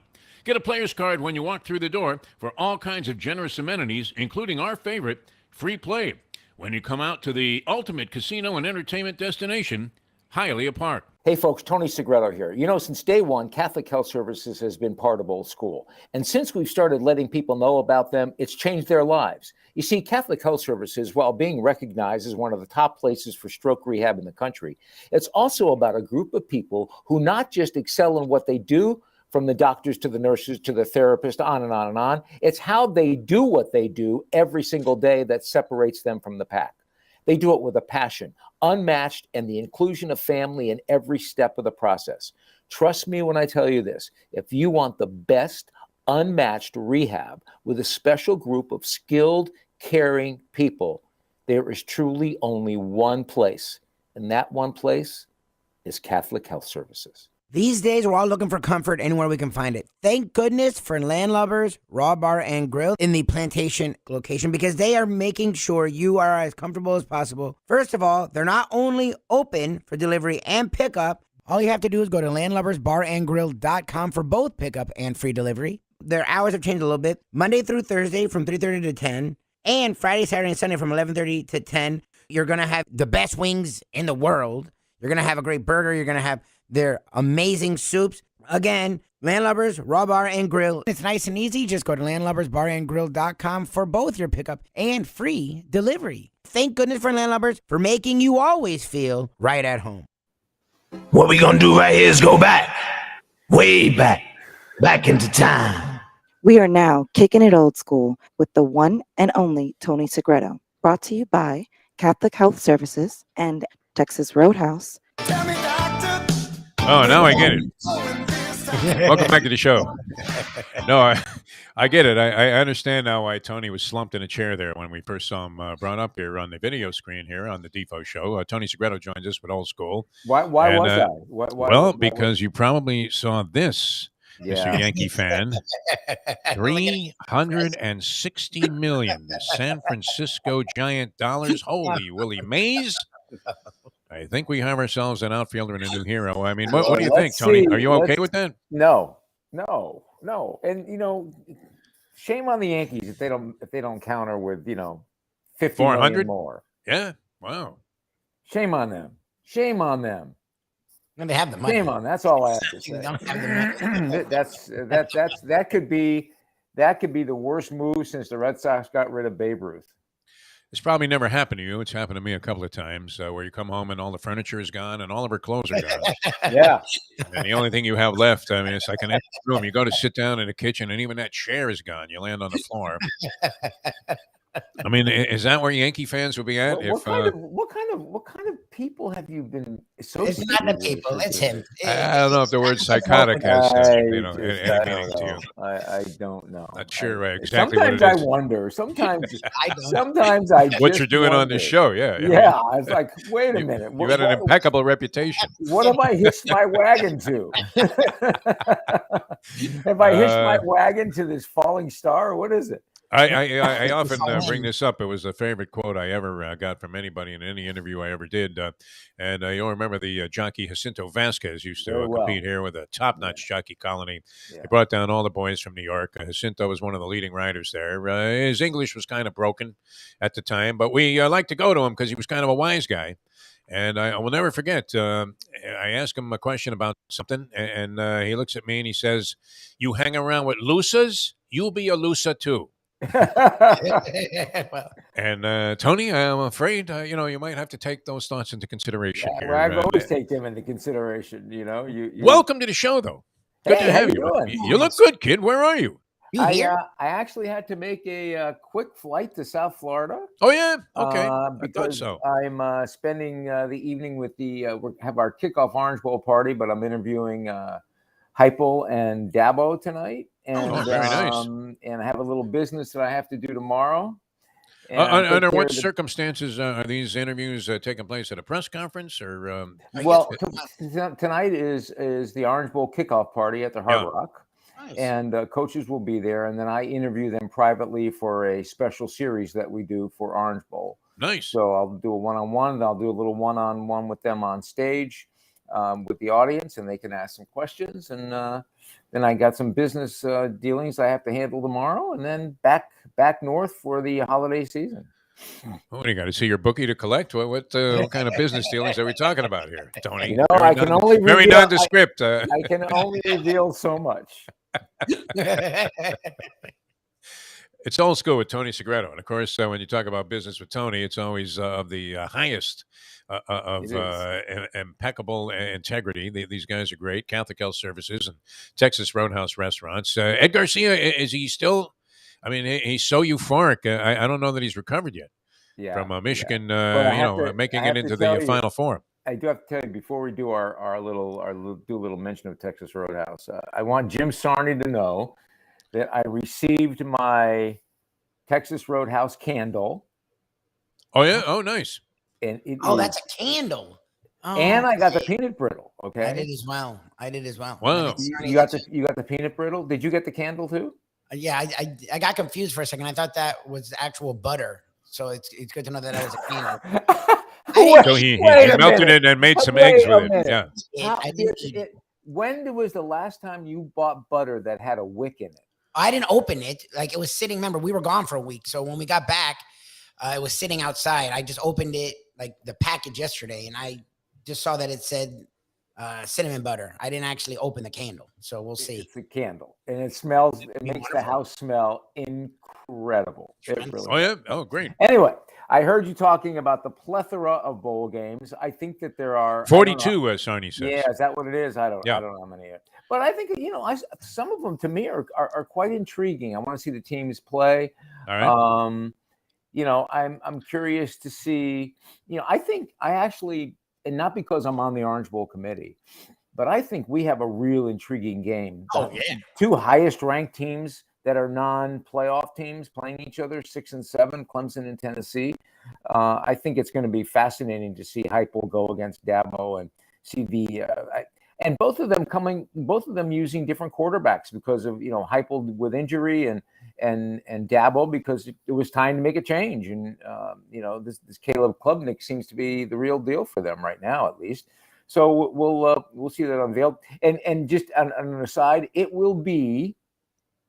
Now, I don't know how to say this properly, probably, but it'll be the orangest Orange Bowl in history. Oh, wow. Yeah, everybody's orange. Yeah, everybody's wearing orange. It's the Jaundice Bowl, I think, is more like it's it. the what? The Jaundice Bowl. Yeah, everybody's going to look a different shade of yellow. I mean, that's great. We loved it. It was, Lubie reminded me, it was West Virginia Clemson, where we're in the Orange Bowl. I want to say it seems like 10 years ago, maybe. And Lubie and I were asked to do an appearance emceeing one of the events, which we really didn't do much. I mean, it was a nice payday for a freebie. I think we each made a nickel on this thing, and so that was great. And then we were looking on South Beach on Ocean Drive there at some of the restaurants out there on the patio, and there were all these hillbillies sitting out there in flannel shirts when they were not in style, and shorts and cowboy boots. And we thought these guys must really feel out of place. I mean, getting hosed on these prices like this. But both, I would have to say, traveled well, and so that's a good thing. I think that I think back again since the title of this segment is old school. Yeah. Back in those old school days, when you recruited teams, right? It wasn't like it is today, where there's a whole. I liked it better then because I liked the crooked nature of it. I really did. Yeah, of course you did. Yeah. Anyway, there was the whole thought process was, well, who's going to travel? Who's going to bring fans? Of course. We'll sell tickets, but are we going to actually have the fannies in the seats? And that's what the sponsor wants. And it was a knock on UM for many, many years. Oh, absolutely. They didn't bring a lot of fans, and they didn't bring a lot of fans by comparison. But I have to tell you, I think that we're excited with what's happening with these two teams. I think that Clemson is, brings a lot of people. I know Tennessee for sure will bring a lot of people, and I think it's going to be an exciting time. I really do. And once again, I'm proud to be part of this whole group of great men and women who represent this amazing Orange Bowl organization. Right? And it goes so far beyond the game. That I wish people would take notice about some of the things we're doing around all the tri-county communities, putting $2 million to $2.5 million into renovating parks. It's remarkable work. Very nice, Tony. And that's the thing that unfortunately people have become very cynical about because. I wonder why. I wonder who's leading. Well, no, because there's reason to. You have all of these, times where people are doing proposals for stadiums and arenas, and what's the common rhetoric, Tony? And you followed a lot of this, where they tell you, oh yeah, well we're going to renovate the neighborhood here, and it's going to be good for everybody, and there are going to be parks and schools, and everybody's going to have a turkey, in their pot on Thanksgiving. And then you look years later, and there's nothing. Nothing is done. It's a sham. Actually going into communities with parks that need a facelift, with parks that need work, parks that need a little bit of love and attention. Nice. And I like that. And we put $2 million in most of them, with artificial turf fields, with just a myriad of things, workout areas and picnic areas, and they make it. Get rid of the double rims on the baskets. Yeah. If you have any say in the renovations. We're getting rid of the metal nets. That's the worst. Yeah, and the metal nets were an atrocity. But the half moon metal backboard with a double rim, forget about it. It could stop Steph Curry in his tracks. But with Orange Bowl, we're really excited about this matchup. I think this matchup is going to be. I think this matchup is going to be great. I think we have a great time slot, and I think it's going to be. I think there's going to be a lot of interest in this game. Now the four, I think. I got to say something though about Dabo, because you of course. Well, Take no, your but shot. I'm going to give you a good thing about Dabo. Something that I actually like about Dabo Sweeney. Okay. Oh my gosh! In my what happened years, to you? Did you wake up? Nothing, but I appreciate this aspect. Did something happen last night between you and Mustang? No, I had a great time last night. No magic mushrooms or anything. Wait a minute. But I dig this every time I see it with Dabo Sweeney. And he goes out on the field before the game, and he seems to have a great relationship with the opposition coach. And this was true with Mac Brown last week against North Carolina. And it looks like he just likes bringing his team out there and saying, like Mills Lane, we've been paying tribute to here, let's get it on. Like he digs getting out there and playing his game. He does, yeah. He has, and he's not afraid to necessarily, say, hey, there's a possibility we lose here, because he seems legitimate in wishing the other guy good luck in the ballgame. I kind of like that about him. A little bit of a sportsman in Dabo Sweeney. He has a zeal for life. People get all over people like him because he's positive. And pass that along to him when you talk to him. Oh, I will. That will be the first thing I do. One of your most harsh critics. I will not even say hello. I won't even say hello. I'll just tell him that right away. Without mention question. Me to him, Spurrier, any of these guys. Yeah. Oh, yeah. I have this friend of mine who's God-fearing, loving, glasses always half full. His name, wait a minute, I seem to have forgotten it. Hold on. There it is.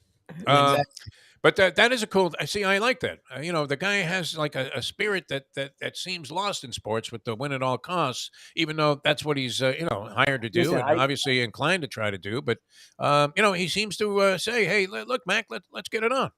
I truly believe you what you see is what you get, and I told you this last week when I think was it last week or 2 weeks ago when they were in their game and the punt returner muffed the ball and fumbled it, and this kid was crying. This kid was so upset, and Sweeney wasn't out on the field. He wasn't even on the early part, the front part of the sideline.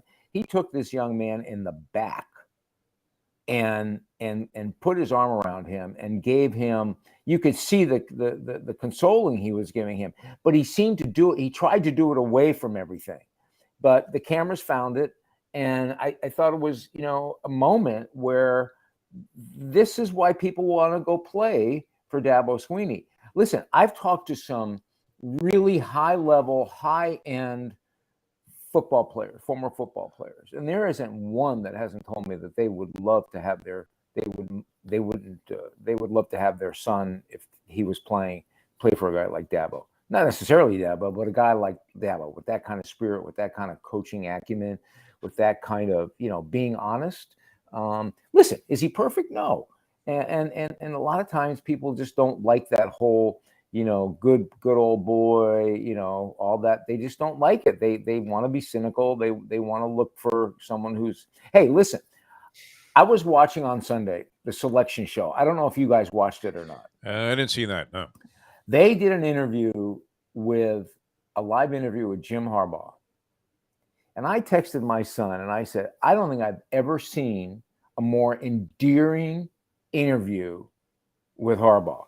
My son's response was, yes, he actually seems human, doesn't he? I mean, it was incredible. I mean, this guy was, he showed a different part of him, how much he loves college coaching, how much he loves being around these young men, how much he loves not just teaching them the game, but teaching them the skills to leave the game and be community leaders. I mean, it was like, whoa, who is this man?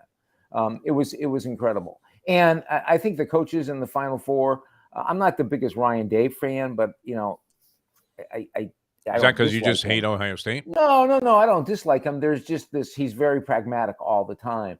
But I think the coaches in the Final Four are really good. I thought it was pretty funny how Saban was lobbying for gotta love Nick, no? Final Four, right? Oh yeah, you gotta love that, man. All of a sudden it was like, we beat all of these guys. What are you talking about? Yeah. So no, anyway, I mean, there are guys season that claim that they won the 2020 election out there too. Yeah, and you know what else I want to bring this up. I don't think this should go unnoticed. I am excited. I'm looking forward to the Saturday tradition coming up that follows the regular season, and that's the Army-Navy game. All right. I think there's something special about you that. and John Feinstein. Did you read his book? I really do. I really think there is something special about that. I found it interesting that I was listening to Gino Torretta the other day, and he was talking about the Heisman and going to I've been to the Downtown Athletic Club for the Heisman presentation before, and it was quite a place before they moved it. But Gino was saying how, one of the cool things was when he first got the Heisman, how he was, got to sit and have coffee or breakfast or lunch or dinner with all the Heisman winners, He said he was sitting with the great Joe Bellino. And for those of you who don't know Joe Bellino, but he played at Navy, incredible punt return, just an incredible player. Yeah. He was Carlos original Alvarez. Heisman winner, wasn't he? Yeah. He was Carlos Alvarez before Carlos Alvarez, came on the scene. Just that kind of, that slot back, just great guy. And Gino he says to Joe Bellino, he goes, so after you win the Heisman and after your college career, what did you do? And Bellino said, I went to Vietnam. Oh, yes. And it was a stunning, like, holy Lord. Holy Rocky Blair, yeah, exactly. Yeah, talking about the Army-Navy game. And I'm looking forward to seeing that. And I think we should respect, not just because of the service that these young men provide, but this is such a tradition and such a pageantry, and their whole season depends on beating Navy or beating Army, depending on how you see it. Navy was pretty good this year, I thought. Yeah. I had them a couple of times against point spreads that were kind of inflated, and they're a hard team to beat by a lot of points. Yeah. which, so, whenever I saw like 17 and a hook, I was inclined to go ahead and bet on the old midshipman and hope that they could just run out the clock. I'm screaming the whole game, run some Run out the clock. clock. Hey, Run Lubie. some clock early in the game. You're yelling for them to, just to zip off a 7-minute drive there, even if it ends in futility. But you were just hoping they took enough time off the clock to not lose by more than 17. Yeah. All right, Tony Segreto with us. We're old school with Tony Segreto. Mr. Michigan couldn't make it today. Ed Garcia from Texas Roadhouse Restaurants was involved in some business meetings. No doubt euphoric. At Michigan, there was a little bit of a struggle going on there for a while with Purdue. And, that's not atypical. They also had to pull one out of their fanny there at the end of the year in what seemed like a relatively inconsequential game against a nondescript opponent. We're lucky to come up and win that game. Ended up undefeated and come in as the number 2 seed, which will pit them against TCU. So it's a good matchup. I think I'm excited to see the Ohio State-Georgia matchup. I'm actually excited to see, before we get into that, the Florida State-Oklahoma matchup. I think that's going to be Oklahoma. What are you? Lubie will be happy. What is it? What is this? What are you, Jeff DeForest Jr. over here? I don't know. I think the way the bowl tie-ins work, I think FSU sort of got screwed in a sense. I mean, they were 9-3. They finished second in their conference. Oklahoma barely made a bowl. They were horrendous. Oh, you sound like my daughter. Stop it. I'm a little annoyed at my daughter. Goes, she goes, what disrespect against Florida State? What are you in the Schmenk Bowl? What is this? Cheez-It Bowl, and it's like December. The Cheez-It Bowl. It's in December. I know. Oh my God. Oklahoma's a good brand, man. Oklahoma's got a brand, okay, and they have a new coach, and they're a good team. And if Florida State wins it's another good thing. I'll be happy if they get to 10 wins. It's just sort of annoying. I was hoping that Clemson wouldn't screw the pooch and FSU would find their way in the Orange Bowl. So it was a little annoying that they're in the Cheez-It Bowl. Yeah. Even if things were different. Could you get a more rinky-dink name for a bowl game than the Cheez-It Bowl? I mean, the Weed Eater Bowl was always the common joke, Tony. But when you're telling your grandkids we won the Cheez-It Bowl. Hey, Cheez-Its has puffs out now. The Cheez-It puffs, by the way. Those are messy, man, and you don't want to be on your computer after eating. All right, so let's talk about Texas Roadhouse. First of all, I mean, that's a great place to eat. I want to know if there was a Texas Roadhouse searched out by Lubie and Charlie. And Cheryl, did I get it right? Shirley. And the lovely Shirley. Yeah. I did not see one. I'm always on the lookout, obviously. I'm always on the lookout. I did not see one, but I was longing for one because it was sushi everywhere we went, so I could have used a nice burger or a nice steak. That's for sure. He was eating sushi at a 7-Eleven. Think about that. I did have sushi. Oh, my goodness. Said it was high-end quality. If you can trust it at a 7-Eleven anywhere, you can trust it in Hawaii. That would be it. That would be the only place. Yeah. I did need some Texas Roadhouse. I'm not going to lie. It would have been amazing. Well, let me tell you something. Texas Roadhouse is, for those of you who listen to us on this show weekly or tune in when you can, you know how we feel about Texas Roadhouse. It is, to me, for a family, for someone going by themselves to watch a game, for someone who's meeting a significant other who maybe want to take it to the next level, it's a great place to meet. The service is impeccable. The food is consistently good.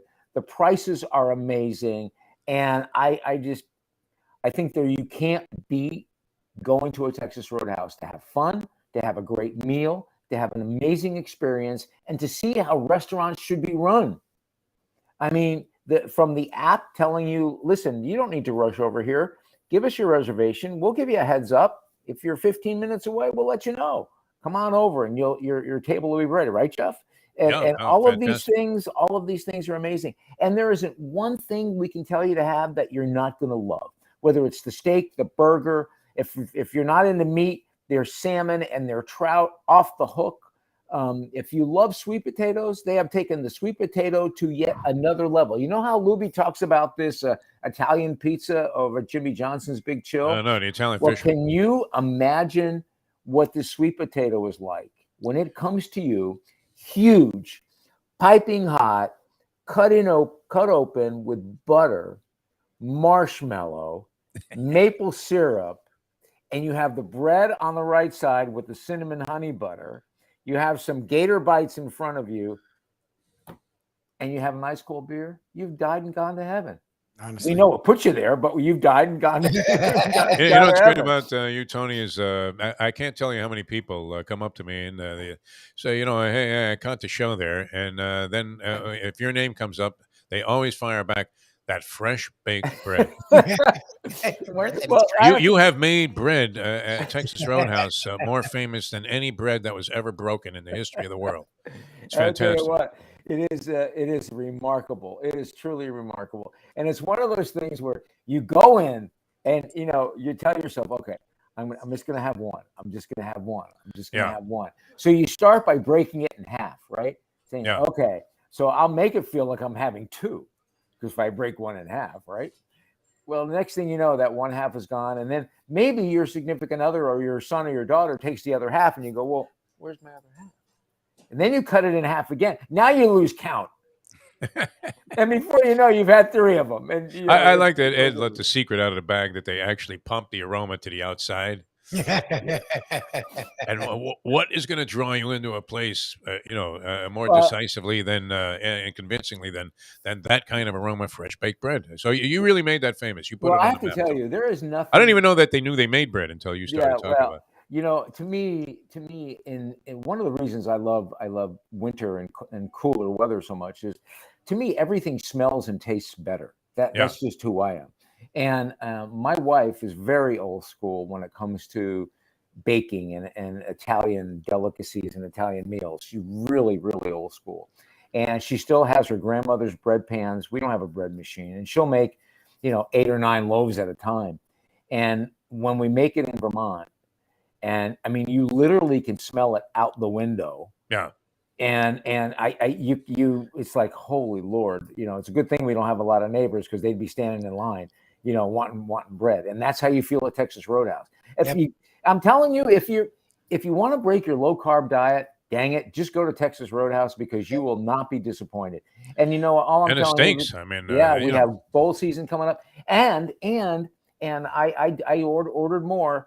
Go to Texas Roadhouse Butcher Shop and order some steaks sent to your house. It comes in a big cooler with dry ice, frozen, and you will not be disappointed. It is an amazing treat for you and your family. So if you haven't gone, try Texas Roadhouse. If for nothing else, go because we tell you to go, and tell them we told you to go, and you're going to have such a good time.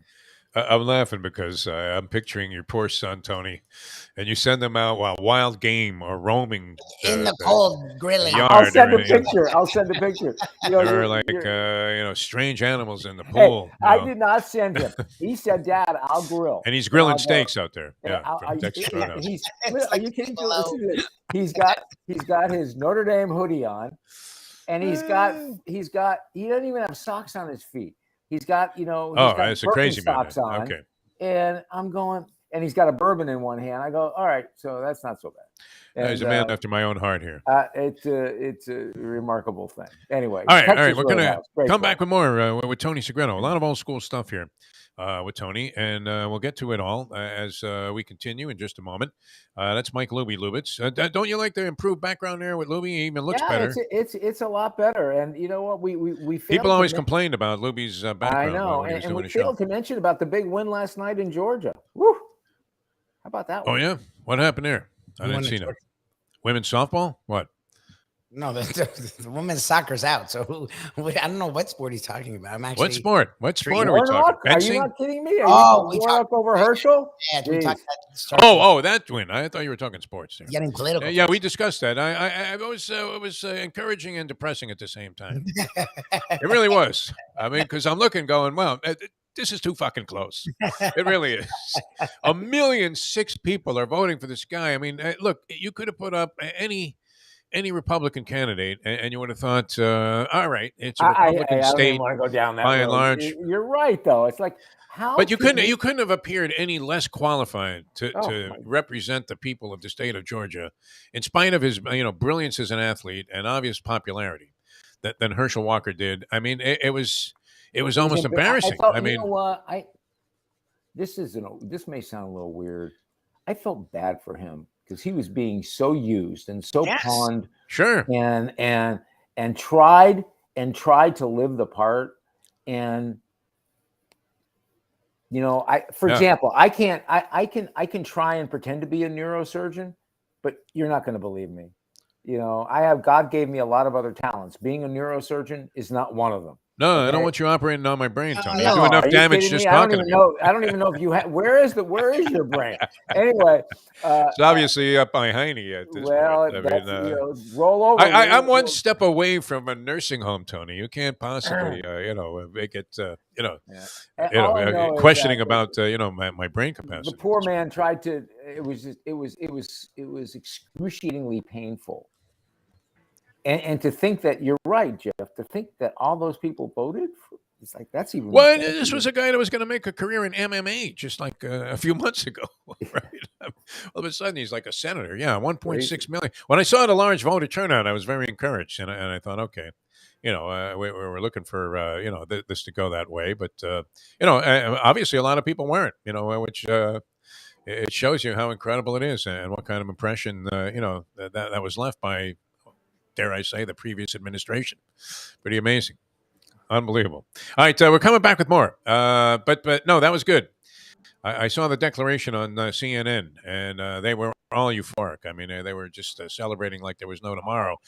They even, had a shot of like Chris Cuomo, who's been banned forever from the airwaves, was applauding. No, he would have been, I guess, he would have been in favor of it, no doubt. We're coming back with more. His speech was great. Warnock's acceptance speech. To me, I thought he should have distanced himself from Herschel Walker. If you didn't have any party affiliation and you just took the two guys and what they had to say, which way would you have gone? I mean, if you were the voters of Georgia, right? The one guy seemed like he, was of sound, logical mind, and the other guy sounded like a crackpot. Well, let's go to commercial, shall we? Yeah, if Warnock was a Republican, right? Look who supported Herschel. Come on. Well, yeah. I don't want to say. I can't say your guy.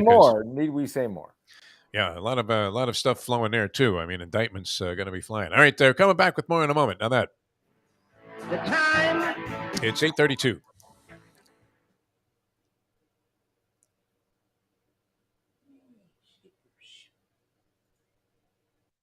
Folks, Tony Segreto here. Let me ask you a question. What do you look for when you go out to eat? Good food, obviously, friendly atmosphere, not too loud, but good energy, reasonable prices, and a place where you feel comfortable.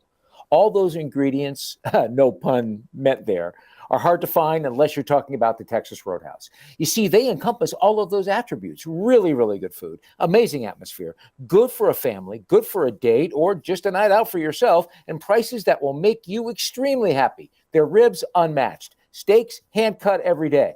Everything, and I mean everything, is made on site, including their incredible bread. It's the one day, folks, that you can forget about low-carb diets.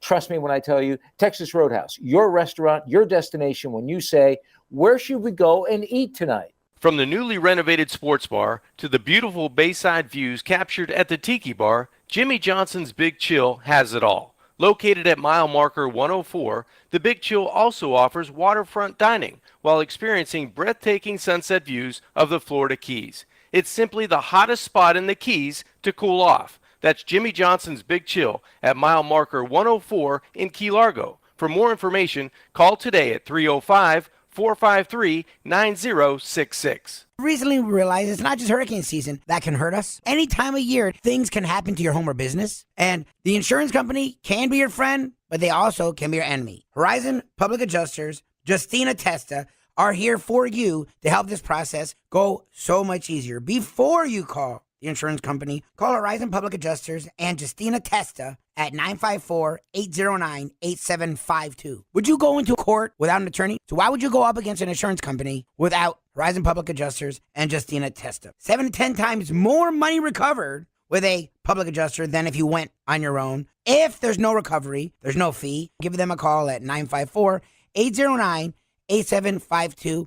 Listen, I have to tell you, there's no joke, man. We had this. There were the three of us. These two steaks. In fact, we have leftovers. We'll have it for lunch today. I mean, it was incredible. Absolutely. I just love that. And they're such good people. Isn't it snowing?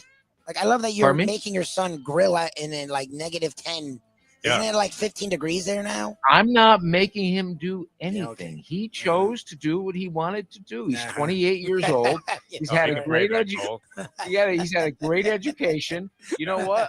A nice bourbon white grilling is not so bad in the cold. Isn't it No, it's great, man. You have on the table, instead of salt and pepper, you have chapstick.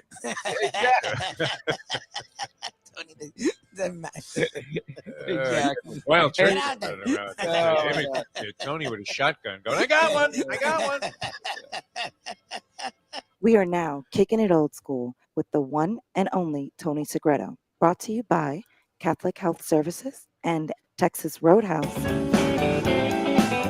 It's just funny picturing Tony out there like he's in an episode of Naked and Afraid out there in the wilderness.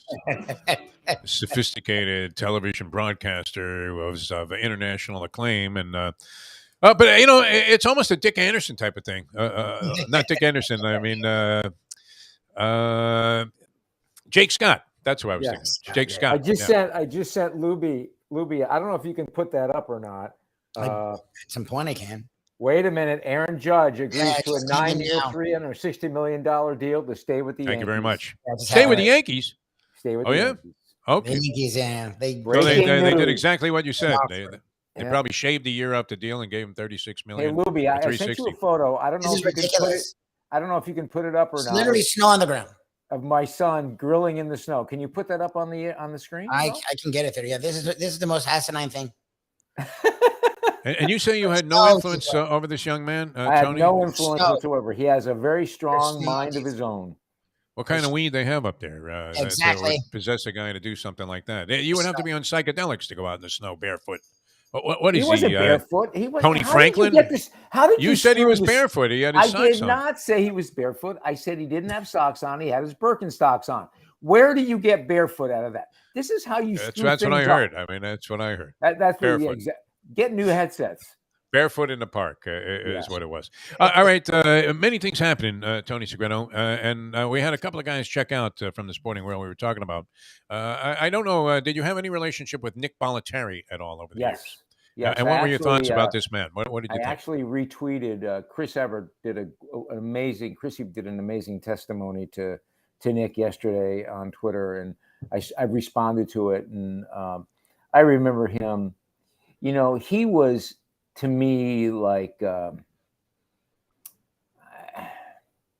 he had such a passion and such a zeal and such an expertise for not just the game, but for the students that he had and the love he had for them, his dedication to them.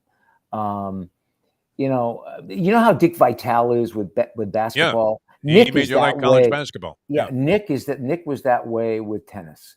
And just an incredible man who made you feel special no matter. He was like Bobby Bowden. You know how Bobby made you feel special. He was great. You as the individual, when he was talking to you, you were the most special person in that room, and you walked away saying, "Wow, I'm his friend."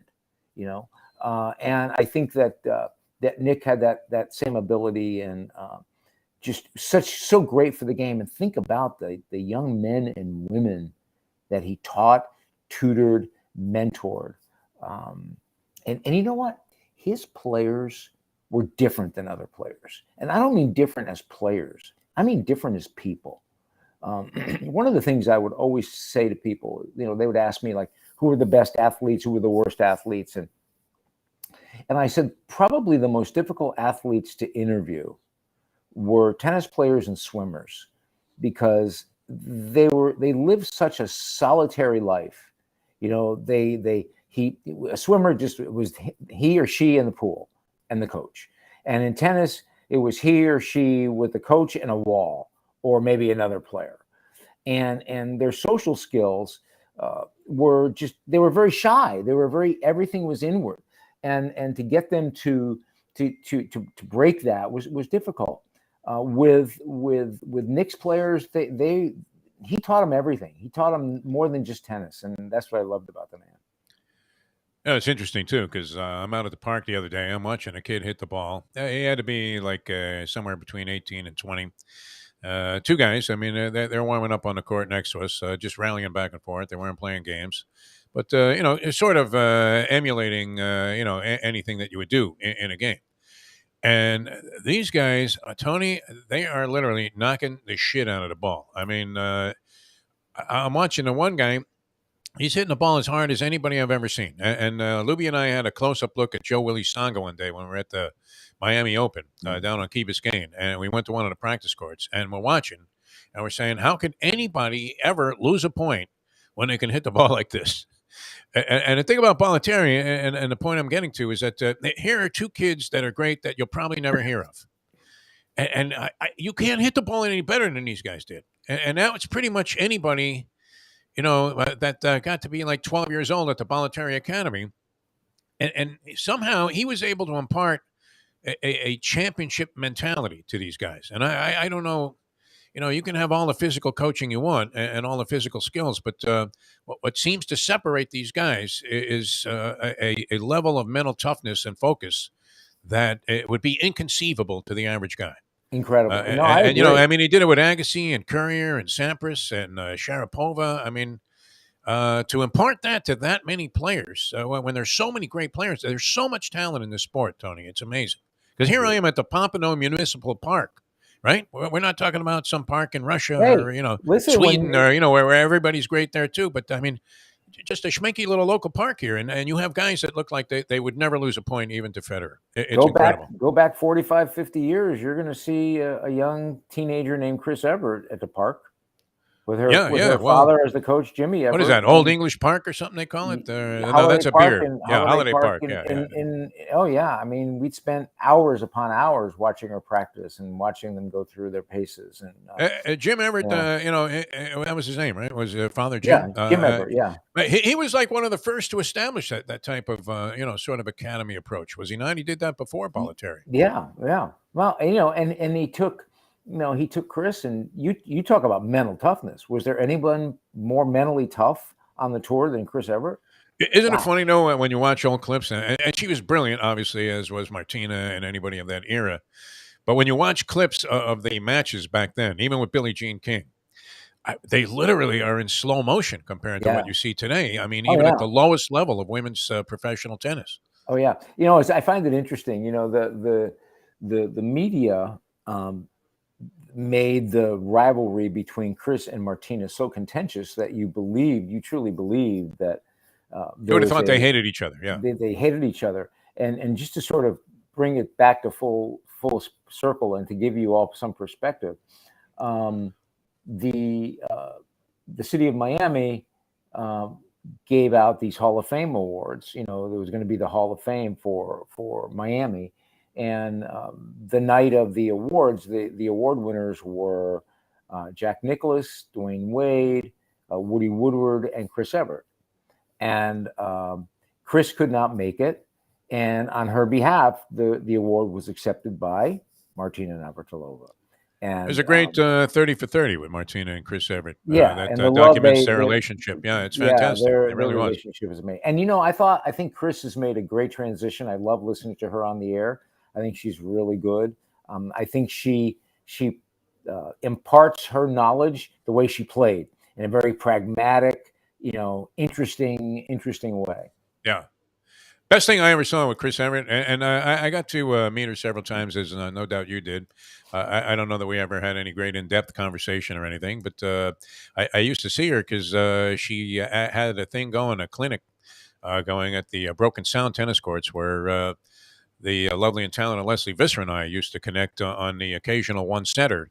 And we ran into Chris Everett there one day, and she was always doing like a lot of things that, somebody of that superstar stature didn't necessarily need to be involved in. And it wasn't necessarily, about money either. But she's walking off the court after like a bitter loss, maybe to Martina in a giant event like the U.S. Open. And Bud Collins, who was, one of those guys that made you love tennis, because of his commentary, much like you were talking about Dick Vitale, and I think Al Bernstein did this in the early days of ESPN. I mean, he made you appreciate these preliminary fighters that you normally would have paid no attention to, and we're hoping that all of those fights would end in one-round knockouts so you could get to the main event. So I always like that sort of thing. And anyway, Chris is coming off the court, and she has to stop for a second to talk to Bud Collins, and she obviously had a great relationship with Bud. And after this, real tough emotional, extraction of an interview that Collins did, as she's walking off, she looks and goes, "Nice pants, Bud." Because he was always famous for wearing like the Lindsey Nelson type Yeah, of yeah. outrageous, She outfit. Chris and I I consider her a dear friend. And, Oh, good. We spent a lot of time together. I spent a lot of time at the park when she was just coming up, and we're not that far apart in age. And I just have a great respect for her and what she's done. And Epitomizes, I've things done that so you many like. events Yeah. for her. I've done a lot of her events, and Yeah. I have a number of pictures of she and I, and I just consider her a friend. I mean, I think she's just a fine. Seems very down to young earth. woman. Yes. Yeah, fine young woman. Yeah. No, I mean, you can't help but root for her in everything she does, including her current battles with cancer, which, that always strikes me. I mean, you think I don't have any emotional cords, Tony, but it always strikes me when somebody like a Chris Everett, who is battling cancer, wants to hustle back and continue to do their job and live their life. When she came back and was doing coverage of, the most recent tennis events that she was involved in, you thought, wow, I guess U.S. Open coverage she was involved in. And, it was great to see her, come back and, obviously while struggling to battle this very serious illness. Again, I think that goes back to, in her case, I'm not going to say, I mean, her mental toughness, her how she approached, she's approaching cancer like she approached a tournament. Yeah. I'm going to beat this. I'm going to win. I'm going to do what I can, and I'm going to live my life, and I'm going to just be as strong as I can be. And I want to say too, a touching aspect of that story, which I saw, and I believe it's John Lloyd, one of her previous husbands. No, it was the skier Andy Mill. Andy Mill, what was even though they really hadn't been together or anything, he was the one that was taking her to all of her appointments and sacrificing a lot of his own time and taking care of Chris Everett. It was very touching to see that. Actually, yeah, you'll appreciate that. Yeah, no, I read that and saw that and wish her nothing but. But seems to be doing well. Yeah, and one of her sons just got married. So I mean, just like talking about sons, someone who I thought was a great father and really, really took care of his son. We met his son; he was a good man. I have doubts about his son. Looking at this picture, considering there's snow all around, He's in a sweatshirt too. With a sweatshirt. That looks like a fake sweatshirt, and he's wearing sandals. Yeah. This is a good father. And if his mother was there, Tony, could this have happened? Yeah, his mom was there. She was okay with this. And she kept looking out the window going, how much longer? Yeah, exactly. And those are Texas Roadhouse steaks that they have, Texas on the Roadhouse grill. Very nice steaks, yes. Absolutely. Very good, Tony Segreto. You're a man of your word. That's what we like about you. All right. So speaking of which, and people that are absolutely fantastic at what they do, Chris Everett, how can you help it? I'm sure that was a big thing. Obviously, anything that Chris Everett did was covered.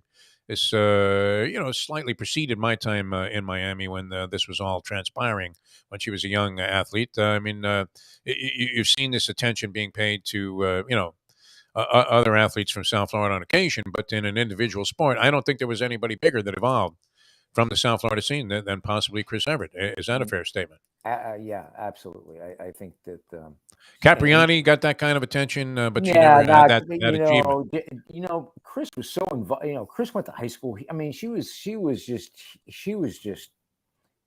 just here. You could see Chris at the store. She just personified. Her family, her mom and dad were that way. Her brother. The entire family were just ingrained in the community. Her father kept her level-headed, or her mom, always level-headed. Had her high school career, had her high school education. Did everything that she was supposed to be doing. I just think they made her live as normal a life as she possibly could while being as public as she became. Wood rackets, man. Can you imagine? Yeah, wood rackets and the two-handed backhand. You had them in that little wooden frame so they wouldn't warp, but they always did. Yeah. It was pretty amazing. All right, Catholic Health Services. We were talking about greatness here. And, talk about greatness. Talk company. about remarkable people, and talk about people who live and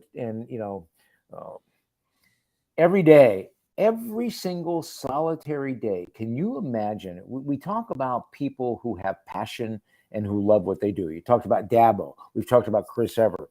We talked about mental toughness. You talk about, how you get up every morning and are excited to live that day. And the people at Catholic Health Services hires are like that every day. They are passionate about what they do. They love what they do. They love being involved with their patients. They love making the patient feel like they're the only ones in the room, and that the only ones that therapist or doctor or nurse is taking care of. This is about rehabbing in such a way where, as difficult as the rehab is, Catholic Health Services makes you know that their job is to not only get the patient better, but to get them better quicker than they ever would have thought, and to get them better and up and moving to a life that was as normal as they can possibly get based on the type of rehab that they're having, right? And they involve the family, and most importantly, they're reachable, they communicate, they're honest, the integrity is unmatched. And when it comes to rehab in South Florida, there is only one place to think about and one place to go, and that's Catholic Health Services. And it's not just rehab. What they did for Jeff and his family with his mother in hospice, I think that it's a remarkable place of people. It's a step and repeat. They do it every day, every single solitary day, 7 days a week. I've told you this before. You can go to rehab facilities, right, that have the best machines and everything you need to get better. But do they have the people with passion and compassion and a skill set to match those machines? I'm not sure they do. I know one place does, and that's Catholic Health Services. As professional as they could possibly be. That's a giant plus and a huge testimonial, because you don't often find that, right? You get these scatterbrained people. They can't tell you even where they're located, much less, how the person that you're concerned about is doing, and or, if it happens to be yourself, even more important. That the professionalism that they displayed with my mother, and the communications with my brother and me, were just phenomenal. It really was amazing. All right, we'll come back with more. I have, we've been too kind to Tony here today, I think. Right, Lubie? Have we not agreed with almost everything he said? I paid compliments to Dabo Sweeney. Wow.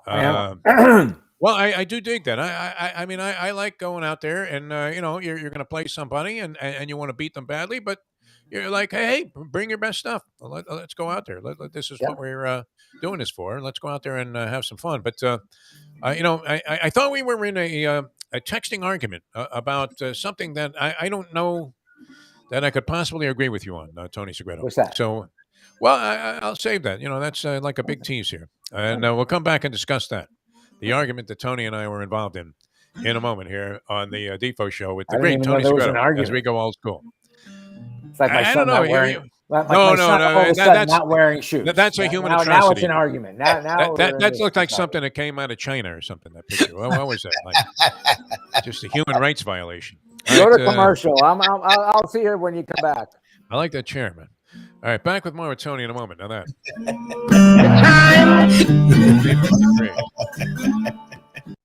Ponies in Style at Champions, the outstanding simulcasting room at beautiful Hialeah Park.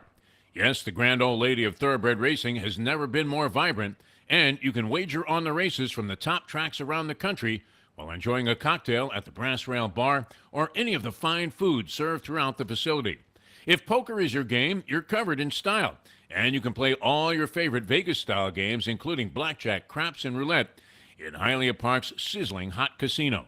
Get a player's card when you walk through the door for all kinds of generous amenities, including our favorite, free play, when you come out to the ultimate casino and entertainment destination, Hialeah Park. Hey folks, Tony Segreto here. Since day one, Catholic Health Services has been part of Old School. And since we've started letting people know about them, it's changed their lives. You see, Catholic Health Services, while being recognized as one of the top places for stroke rehab in the country, it's also about a group of people who not just excel in what they do, from the doctors to the nurses to the therapist, on and on and on. It's how they do what they do every single day that separates them from the pack.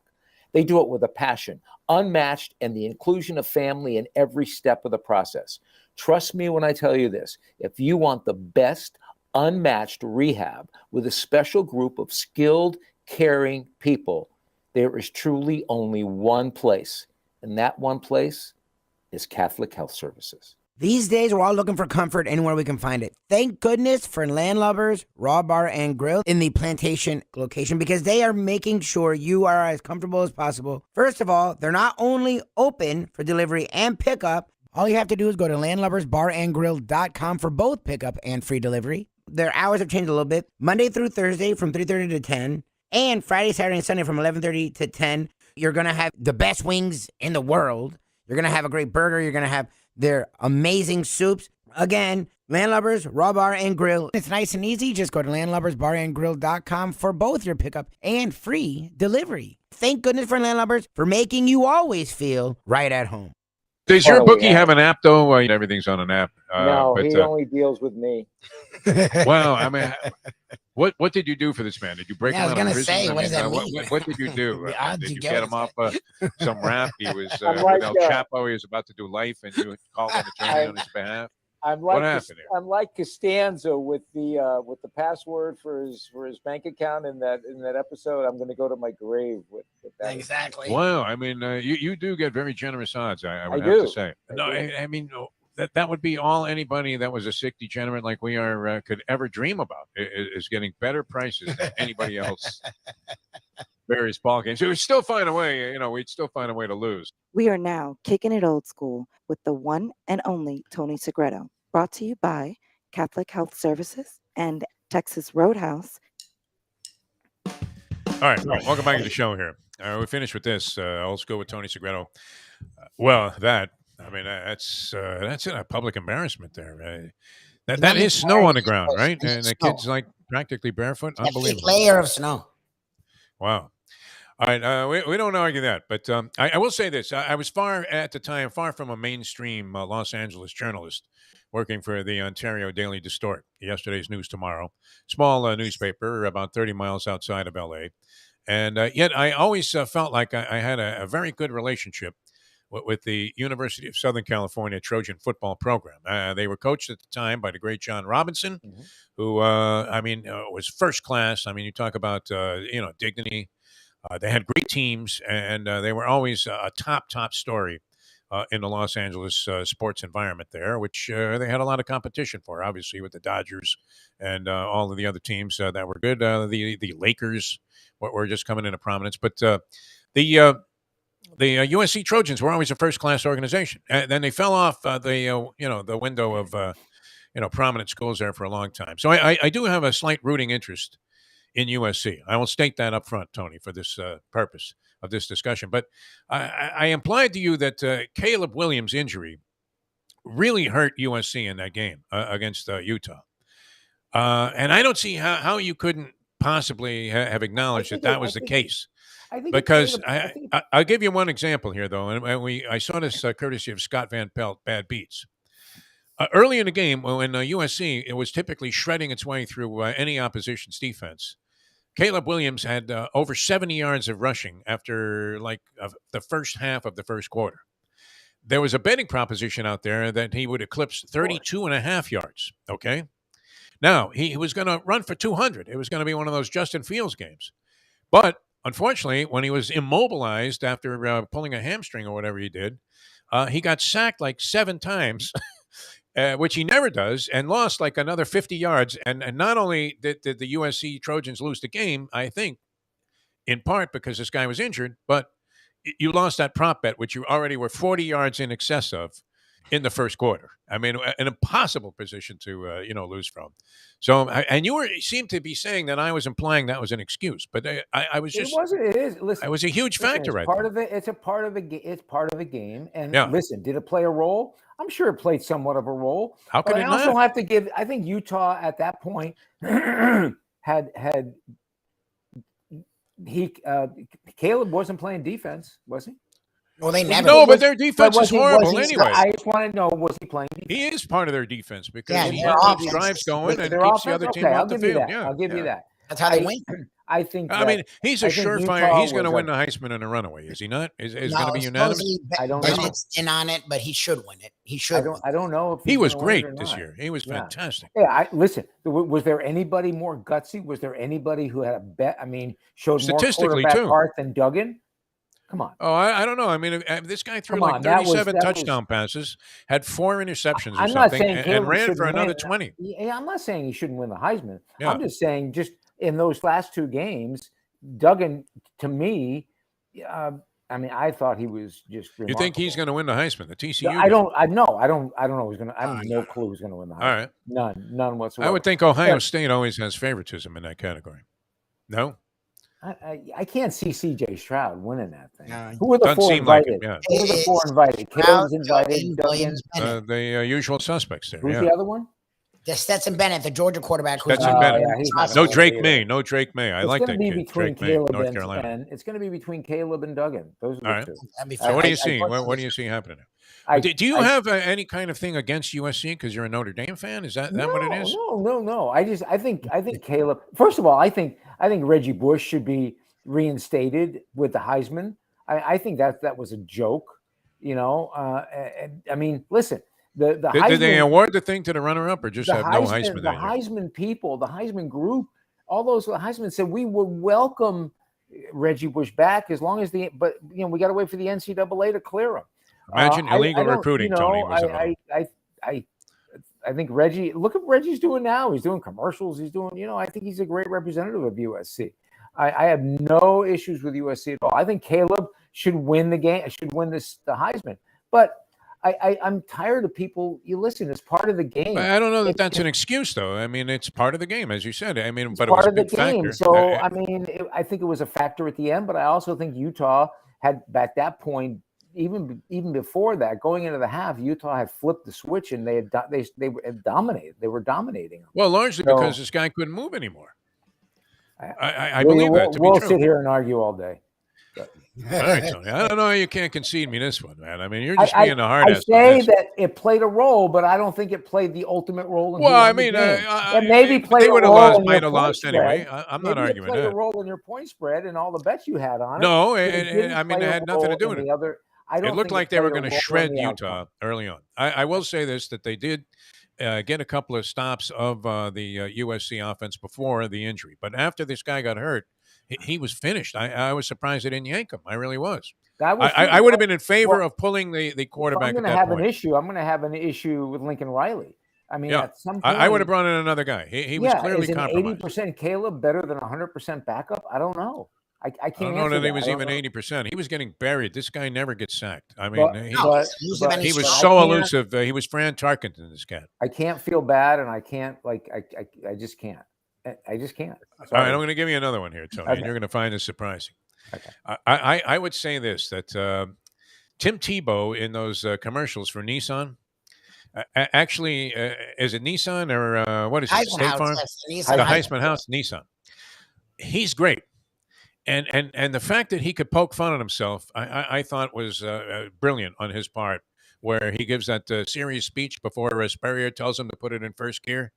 And he's given like that motivational speech that is etched in stone on one of the academic buildings at Florida, an outright joke that this is what they put up there, as part of their academic platform.